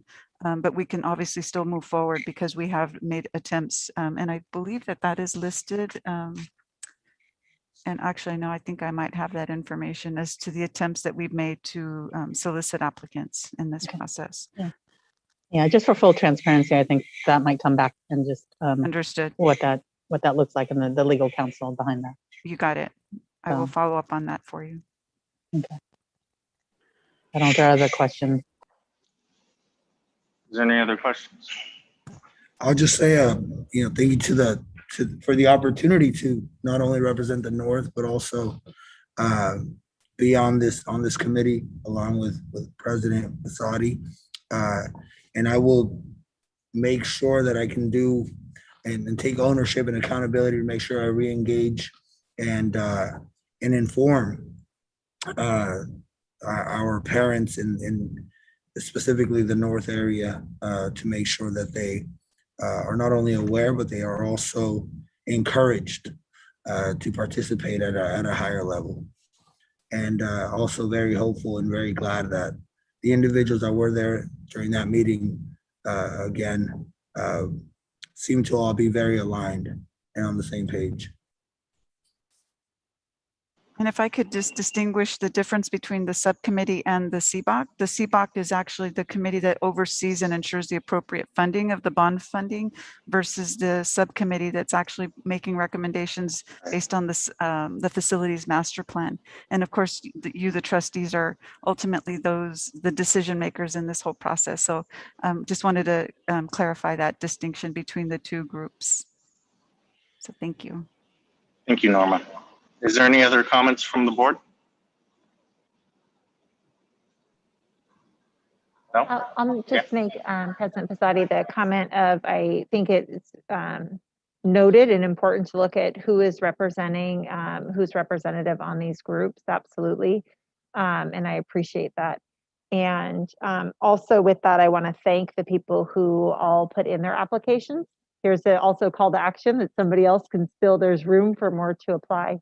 But I want to thank the members of the community that have stepped forward to be part of this and to make sure that we are diligent with the taxpayer money that we have been so generously gifted. And so a thanks to them. And as we move forward to, do you want me to do a motion to approve unless anyone else has? Just have so I just wanted to say that I shared Vice President Wong's concerns when I saw the committee, and my question is there any time in the future when we can add maybe more people from the north side of town, because this did seem south side heavy? So I was just wondering if that is that an option as we move forward? I can look into that. I will reach out to legal counsel tomorrow and find that out for us. Yes, because I would certainly, I wouldn't want to hold up this adoption, but I would wanted to know if we can amend at a later date to include more partnership or more participation from other groups and from the north side. Trustee Kirby-Gonzalez. I was just thinking that if memory serves me correctly, the Measure B has changed over time, and board members or members of this committee can be added. Okay. According to how we have done it in the past. Thank you for reaching out to legal counsel, but especially like it would be wonderful if we had somebody in the Westfield. Yeah, absolutely. So my understanding is that they, based on what before when people would move or things would happen and the numbers had fluctuated, I think that very supportive of that. That's great. Thank you, Sarah. I appreciate it. With that, can I get a motion to approve? Moved by Clerk Venegas. I'll second. Second from Trustee Barnes. We'll start with Trustee Barnes. Aye. Clerk Venegas. Aye. I too vote aye. Vice President Wong. Aye. Trustee Kirby-Gonzalez. Aye. All right, the measure is adopted. Thank you. You're welcome. Let's see. That was Q4, so moving on to Q5. Okay, there it is. The adoption of Resolution 2021-35 for the intent of the Measure Z Citizens Bond Oversight Committee. Norma Gonzalez. Yes, and this, good evening again, and this is the actual formality of whereas the board adopts the resolution to establish the CBOC committee, which is the Measure Z Citizens Bond Oversight Committee. And again, as I mentioned a moment ago, the CBOC is appointed by the Board of Trustees to oversee and ensure appropriate funding of the bond funding. Thank you. Mm-hmm. I need to read this as its resolution. Yes, please. Hang on a second. I gotta make it large enough so I can actually see it. Okay. Let's see, the resolution of intent of the Board of Education of the Washington Unified School District to establish the Citizens Bond Oversight Committee for general obligation bonds approved pursuant to Proposition 39 and related law. Whereas the Washington Unified School District is a public school district organized and operated relative to the laws of the state of California, and whereas the issuance of not to exceed $150 million aggregate principal amount of general obligation bonds of the district was authorized by the approval of the district's bond measure, known as Measure Z, at an election duly called and regularly conducted within the district on November 3rd, 2020, bond election pursuant to the provisions of Proposition 39, the California Constitution, and related California law, and on January 14th, 2021, the results thereof were thereafter canvassed pursuant to applicable laws and entered into the district's measures or minutes, and whereas applicable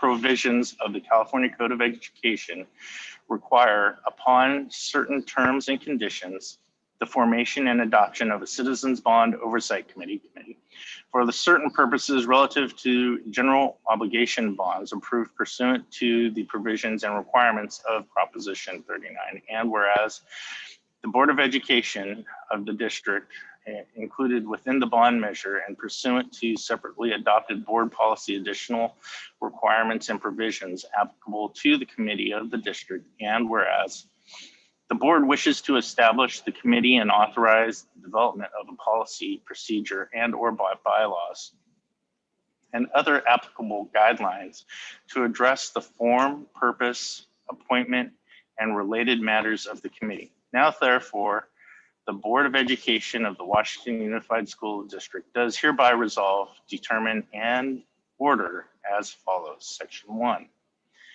The foregoing recitals are true and correct and are hereby incorporated by this reference. Section 2. The board hereby authorizes the superintendent or the superintendent's designee to develop a board policy, administrative regulation, and or committee bylaws and guidelines to guide the procedures, terms, and activities of the committee and relationship between the district and the committee. Section 3. The board intends to establish the committee and appoint persons to the committee pursuant to the state law, the bond measure provisions, this resolution, and the policy and procedure within the time period required by state law. Section 4. The committee members shall serve for a term of 2 years without compensation, except that in the first year, the committee shall have several members who are appointed for 1 year to establish a staggering of terms for the life of the committee. Members of the committee may be appointed by the board in its discretion for no more than 3 consecutive terms as specified by applicable law. Section 5, the board hereby authorizes the superintendent, the assistant superintendent of business services, or the designee of either of them to advertise for and solicit candidates for the consideration of appointment to the committee, review applications submitted to the district for committee membership, and make recommendations to the board to assist the board in appointing committee members. The committee shall be comprised of individuals who either live or work within the boundaries of the district. In the event the number of applicants exceeds the number of spaces available, the superintendent or designee shall conduct interviews of interested and qualified citizens and make recommendations to the board for appointments. The superintendent need not interview all interested applicants. The board shall have the authority in its sole discretion to select and appoint the committee. While the committee must consist of at least 7 members, the board shall determine the final size of the committee and, if relevant, any additional categories of individuals to serve on the committee in addition to those required by law and described herein. As required by law, committee membership shall include the following categories. 1 member shall be active in a business organization representing the business community located within the school district. 2, 1 member shall be active in a senior citizens organization. 3, 1 member shall be active in a bona fide taxpayers organization. 4, 1 member shall be the parent or guardian of at least 1 child currently enrolled in a school of the district. And 5, 1 member shall be both a parent guardian of the at least 1 child currently enrolled in a school of the district, and be an active member in the district's parent teacher organization, such as the PTA or school site council.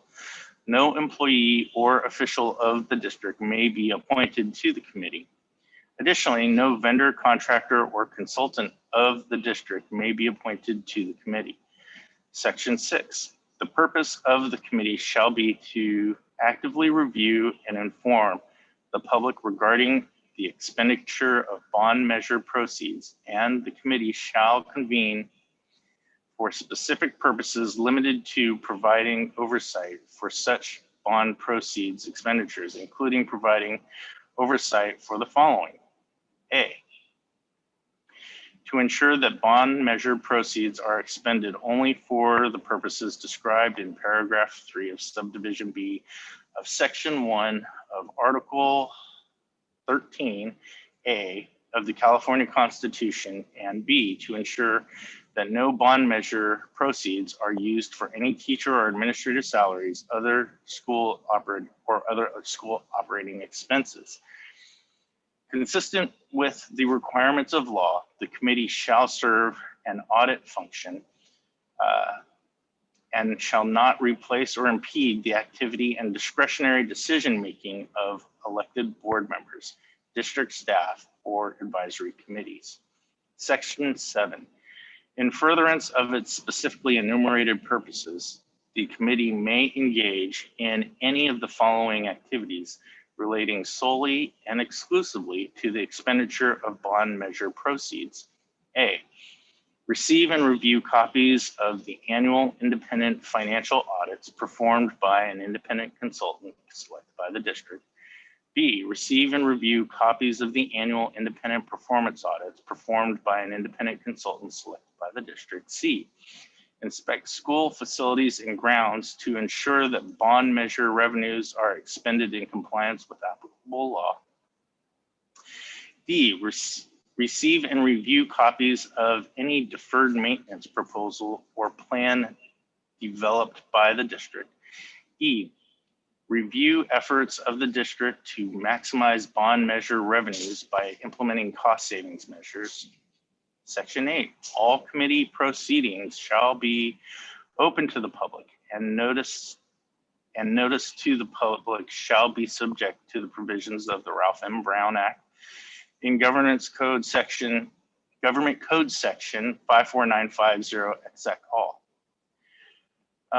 Section 9. All members of the committee shall not have any conflict of interest in the matters which they review. Members of the committee shall, pursuant to Education Code Section 35233 and 72533, abide by the prohibitions contained in Article 4 commencing with Section 1090 and Article 4.7 commencing with Section 1125 of Division 4 of Title I of the Government Code regarding conflicts of interest in incompatible activities. Section 10, the bond hereby reserves the right to amend its discretion or direction to the committee in order to comply with changes occurring in state law or rulings and determinations made by state courts or the California Fair Political Practices Commission. The board also delegates to the superintendent and/or the superintendent's designee the authority to assist the board in implementing other provisions, sections, terms, and subsections of this resolution. Section 11. Provisions and terms of this resolution shall be effective upon adoption. Passed and adopted this 11th day of March 2021 by the Washington Unified School District Board of Education, Yolo County, California. Wow. Now I remember Preston having to read that. Holy moly. Okay. So, do we have a motion on this item? Or any board or comments? Any board or superintendent comments? No? Okay. Can we get a motion? So moved. Moved by trustee Kirby Gonzalez. I'll second. Seconded by trustee Barnes. We'll have a roll call vote. Trustee Barnes. Aye. Trustee Kirby Gonzalez. Aye. Clerk Venegas. Aye. Vice President Wong. Aye. And I too vote aye. The resolution is adopted. Thank you. Thank you. Okay. Let's see, moving on. P5. Trustee Kirby Gonzalez, you pulled P5 for particular reasons. I did. It's the attendance piece, and my question simply goes, as we think about our budget, and I want to make sure that we understand the full intent of this, or at least that I do.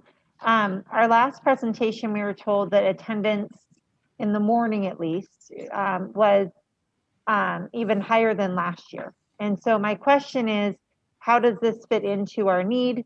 And what does this tool do that we are not able to do without it? Would you like me to answer that, Assistant Soup Moisage? Go ahead, Dr. Phillips. Oh, I'm sorry if I kept you on late. No. Good evening, Board President Pizzati and trustees and Superintendent Hildreth. So here's what I will say to that. Prior to coming to this district, I had not been familiar with this vendor A2A, but I will tell you over the last couple of years, I'm very impressed by the system. And I think what it does for me, and it does for our student services team, the number one assignment for our outreach specialists is to monitor attendance. That is their number one. Regardless of whether it's distance learning, whether it's in person, and I would say it's probably more important now that it's up to this point, it was distance learning or virtual, because we don't have the students on site. So their job is to review the patterns and trends of student attendance in various ways. It could be from looking at the, whether students are excellent, to chronic, to looking up year-to-year summary, chronic rates by school, by grade, by subgroups. And so what this does, for instance, one of the other good components of this system, or A2A, is that they generate the letters that go to parents when their child is missing either 3, 6, or 9, or have 3, 6, or 9 unexcused absences. So now what this does for our outreach specialists is now they schedule conferences with these parents. And through that, it opens up that dialogue, that communication, to find out what the underlying reasons are for students, missing school. And because our outreach specialists they attend IEPs and 504s and SSTs, and they are definitely a part of the site MTSS team, they can get down to the root of it and figure out what the other reasons are, again, for missing school, and may need to bring in social workers or admin. Just to give you a little data, as of February 11th, we've had approximately 50 5,200 parent communications in the form of either the letter 1, which is 3 unexcused absences, letter 2, which is 6 unexcused absences, and the letter 3, which is 9 or more unexcused absences. And our goal is to, once you get that letter 1 and we hold that conference, the goal is for letter 2s not to be as high as letter 1. So we've had about 2,700 letter 1s go out since from August to February 11th. Letter 2s, it was down to 1,740. Our letter 3s, 57. So we're looking at the effectiveness of not only the letters, but I think it's the conferencing. It's that opening up that dialogue that our outreach specialist team does on a daily basis. And I'm just have to tell you, they love the system. And it's user friendly. They are available whenever we need them for training. When we onboarded our newest outreach specialists, training whenever they wanted, and we got them trained. We continue to use them. So I don't know if I answered your question. You did. Thank you. I appreciate it. I wanted to make sure that it was taking the burden off staff and that it was used in a way that was still effective. I remember when we first brought it on, and some of us got some angry calls about some of those letters, but yeah. I am at them. And I'm proud to get one because it generates $3 of mandated cost reimbursement to the district. That's the other fiscal piece. So, but here's what I can tell you about those letters. So when the letters are generated, our outreach specialists have a window of like 2 to 3 days to really look at it. Many times they're already working with these families, so they can suppress that letter. So if they're already working with the families and they understand why, or that attendance was corrected in Aries. What are you trying to say about me, Dr. Phillips? What are you trying to say? No. I was just further answering Kirby Gonzalez's question. Yeah. Go ahead. What did you say? I'm sorry. No, but I think that's right. We should actually take a look at the letter to make sure that it is friendly. Like it can generate just to make sure that it is friendlier, because I think the SIA does very compliance driven work. Because so here's what I can tell you. It is. They changed the language in the letter this year. Good. Because it was more punitive verbiage, and they have changed it. So apparently Vice President Wong has not received a letter this year. I don't know. That's okay. It's more a letter of like, hey, we're concerned that we haven't seen your child in the last 3 days or what have you. Yes. You're not showing up. And I must say, even though I was a board member, they did call me very quickly. And they said, hey. So in any case, I think that it's also of note that it actually sounds weird, but it actually brings back money to the district because of the mandated cost reimbursement, because we are required by law to send those letters.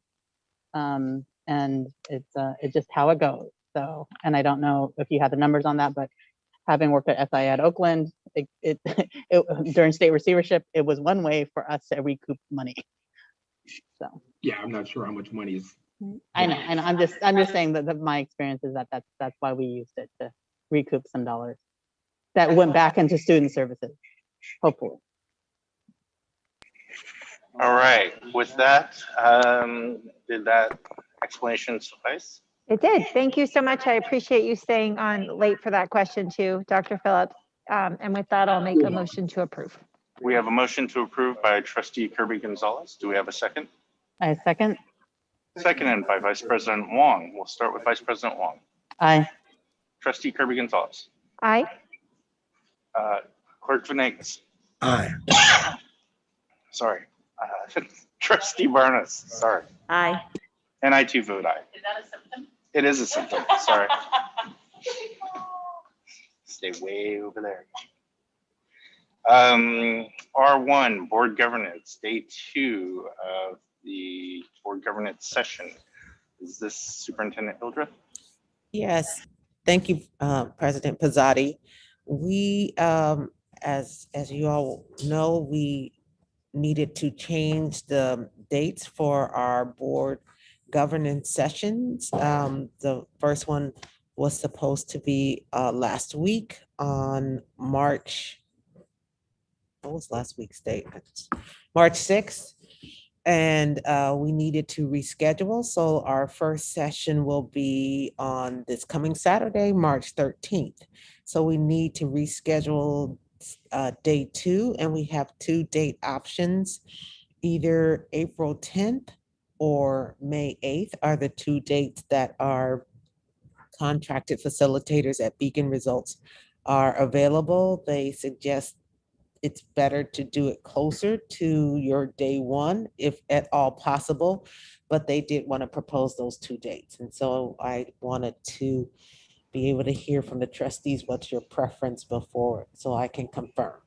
Thank you, Dr. Hildreth. Do we have any, anybody who can't do a date? Let's start with that.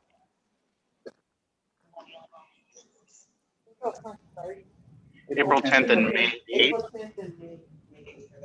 Yeah. April 10th and May 8th are the 2 options. I can't do April 10th. Can't do April 10th. I can do either or. I can do April 10th. I can do April 10th. The only one who can't is Carno. Can everybody do? It's a little far out though. I mean, it's I mean,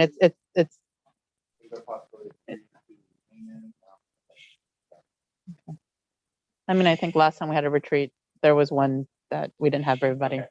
Maybe, can I suggest something?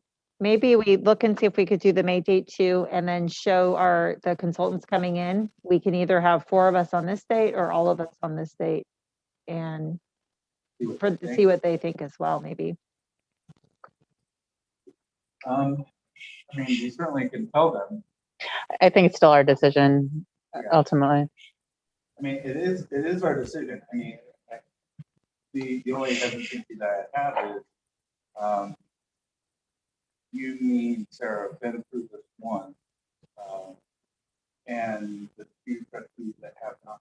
So Muted. Sorry. Thank you, Matt. You, me, and Sarah have been through this once. The 2 trustees that are new to the board have not. So I think it's beneficial to them. However, I do remember Mike Walsh saying that the bulk of the information is done day 1.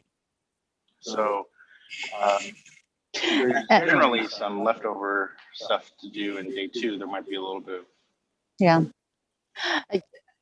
Yeah, I mean, it's not about the 3 of us doing it. It's actually us as a retreat gelling as one governance team, including Dr. Hildreth, who's also going to be there. So it'd be Dr. Hildreth as part of our governance team. So the advice is to do it closer together. And I tend to agree with that, just because you just remember, right, from last time. So, as you guys know. And last time we actually had 4 of us. And then the second time, I think Alicia or whoever didn't come or whatever. Yeah, they had strongly recommended the full board, which is why. Yeah. But we also are going to be there tomorrow. Right. And so. No, Saturday. Yeah, we were talking about. I'm going to be there tomorrow. I cannot remember what day it is lately. It's just so busy. How about we? We're not. Can we agendize it for Saturday? Can we do within the 24-hour window? Well, I was just going to say, how about we as this discussion is happening right now, we say we'll go with the April date, but then as we talk to Mike on Saturday, we'll ask his recommendation, and we can always come back in the discussion here and amend that date. Yeah, because if we had it last week, we would have been missing Chrissy again. Exactly. So either way, it would have been the same. So I'd rather her participate in the first than. Yeah, certainly rather miss you miss the first date than not miss the first date. Yeah, miss the second date. Or not miss the first date. Sorry, it's starting to get late. Okay. All right. So you have your direction. Yes. Thank you. All right, moving on to S, future board agenda items. S1 follow-up to Measure Z subcommittee meetings. So as I discussed before on that, Dr. Hildreth, did you want to make any comments on that? Yes, this would be the follow-up for the subcommittee meetings that were scheduled March 9th and the 23rd. The subcommittee's duties are to review the facilities master plan and then prepare a list of projects that should be considered. And so the committee then needs to bring that information and share, review and discuss the project recommendations with the board. And then another meeting needs to be scheduled to finalize the project priority list. So we have two options. We can either have those discussions be part of the regular board meetings in April, which would be April 8th and April 22nd, or we can have special board meetings in April to just discuss that topic. So it really depends on if we think of the length of time we need to have these discussions. If that is going to be a time-consuming process, we might want to have a special board meeting. If it's something that we want to add to the regular agenda, we can do that as well. So I just need to know the board's pleasure so we can agendize it appropriately. Geez, sorry. What I was thinking, had facilities meeting yet. We might want to wait until we have that meeting to figure out if we want to agendize it as a full board meeting or a regular scheduled board meeting, or if we want to do a special meeting just to address that issue. Because it could end up being a very lengthy discussion, because we, you know, while I have a feeling it may not be, there's still some items that, you know, we could be looking at that are very big ticket items, and we may have a bunch of little items that need to be addressed along the way that are both in the framework of what we laid out in the master plan. So I would recommend that, but if anybody else has any feelings one way or the other, I'd love to hear that. No? Okay, then I would say let's wait until we hear from the facilities committee after, or at least after that committee. Then we'll keep this item on a future board agenda item that we can address on the, let's see, the 23rd. Let's see. Our next board meeting is the 25th. So there still would be time to keep this item on the agenda to select a date. Yeah, that's perfect. That's perfect. Okay, S2, Youth Empowerment Summit. Yes. Yes, we received a request from Jesse Salinas, the Yolo County Assessor, Clerk, Recorder, Register of Voters, and he would like to do a brief update presentation to the board on the Youth Empowerment Summit, also known as YES, and upcoming civic engagement, as well as provide a quick overview on the last election. And they would like this presentation to take place this month, which the option would be either on the 25th of March or early next month, which would be April 8th, if at all possible. He says his presentation would take a total of about 15 minutes, 5 for the presentation, and then leaving time for Q&A. So I wanted to be sure before we said yes, that this is something that the board is interested in having a presentation. We always say yes to Jesse. Absolutely, we always say yes to Jesse. To the yes. Empowerment. He's presented before, and absolutely, we love his presentations. They're great. Is there a preference for a date of March or April? Yeah, I trust staff. You guys are developing whatever makes sense. Got it. Thank you very much. Try not to book it on a board meeting in which we extend very late into the evening. That would just be preferential. Sometimes it's a call to action. So earlier might be easier. Yeah. Okay. Thank you, Dr. Hildreth. Thank you. That's it for me. All right. And I would just like to thank. Before you, I think you want to put the resolution on the agenda? Oh, that's right. You need to add the waiver of resolution for testing on the agenda. And then the second thing I would like to add is, I'm sure it's in the schedule already, the Child Abuse Prevention Month is coming up in April, so we got to get that before April. Resolution. Thank you, Vice President Wong and Trustee Kirby Gonzalez for those. And then just second question, are we going to have another budget? I've thrown a lot of things out there in terms of budgeting. I feel like there's a lot of money coming our way. Would love to have a board discussion on budget planning with all the new monies. I know that we're still trying to figure out the questions around it, but definitely and that may happen soon after the retreat, but just want to put that out there. A second budget study session. We will add that.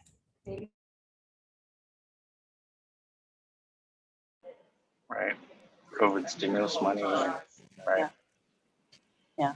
Thank you for that. Yeah, and the rescue dollars are specifically there allowing, if we're going to do a virtual academy, we can spend on that too. But again, just I know that our first budget study session, nobody heard me, but I asked for kind of budgeting around the virtual academy, and I think the rescue dollars allow for that too. So just a heads up. Outstanding. Thank you, Vice President Wong. Anyone else have anything? No? Our agenda is clear, so I'll take a motion to adjourn. I move. Moved by Clerk Venegas. I'll second. Clerk Venegas. Trustee Barnes. Aye. I too vote aye. Vice President Wong. Aye. Trustee Kirby Gonzalez. Aye. All right. Thank you, everyone, for sticking around this late.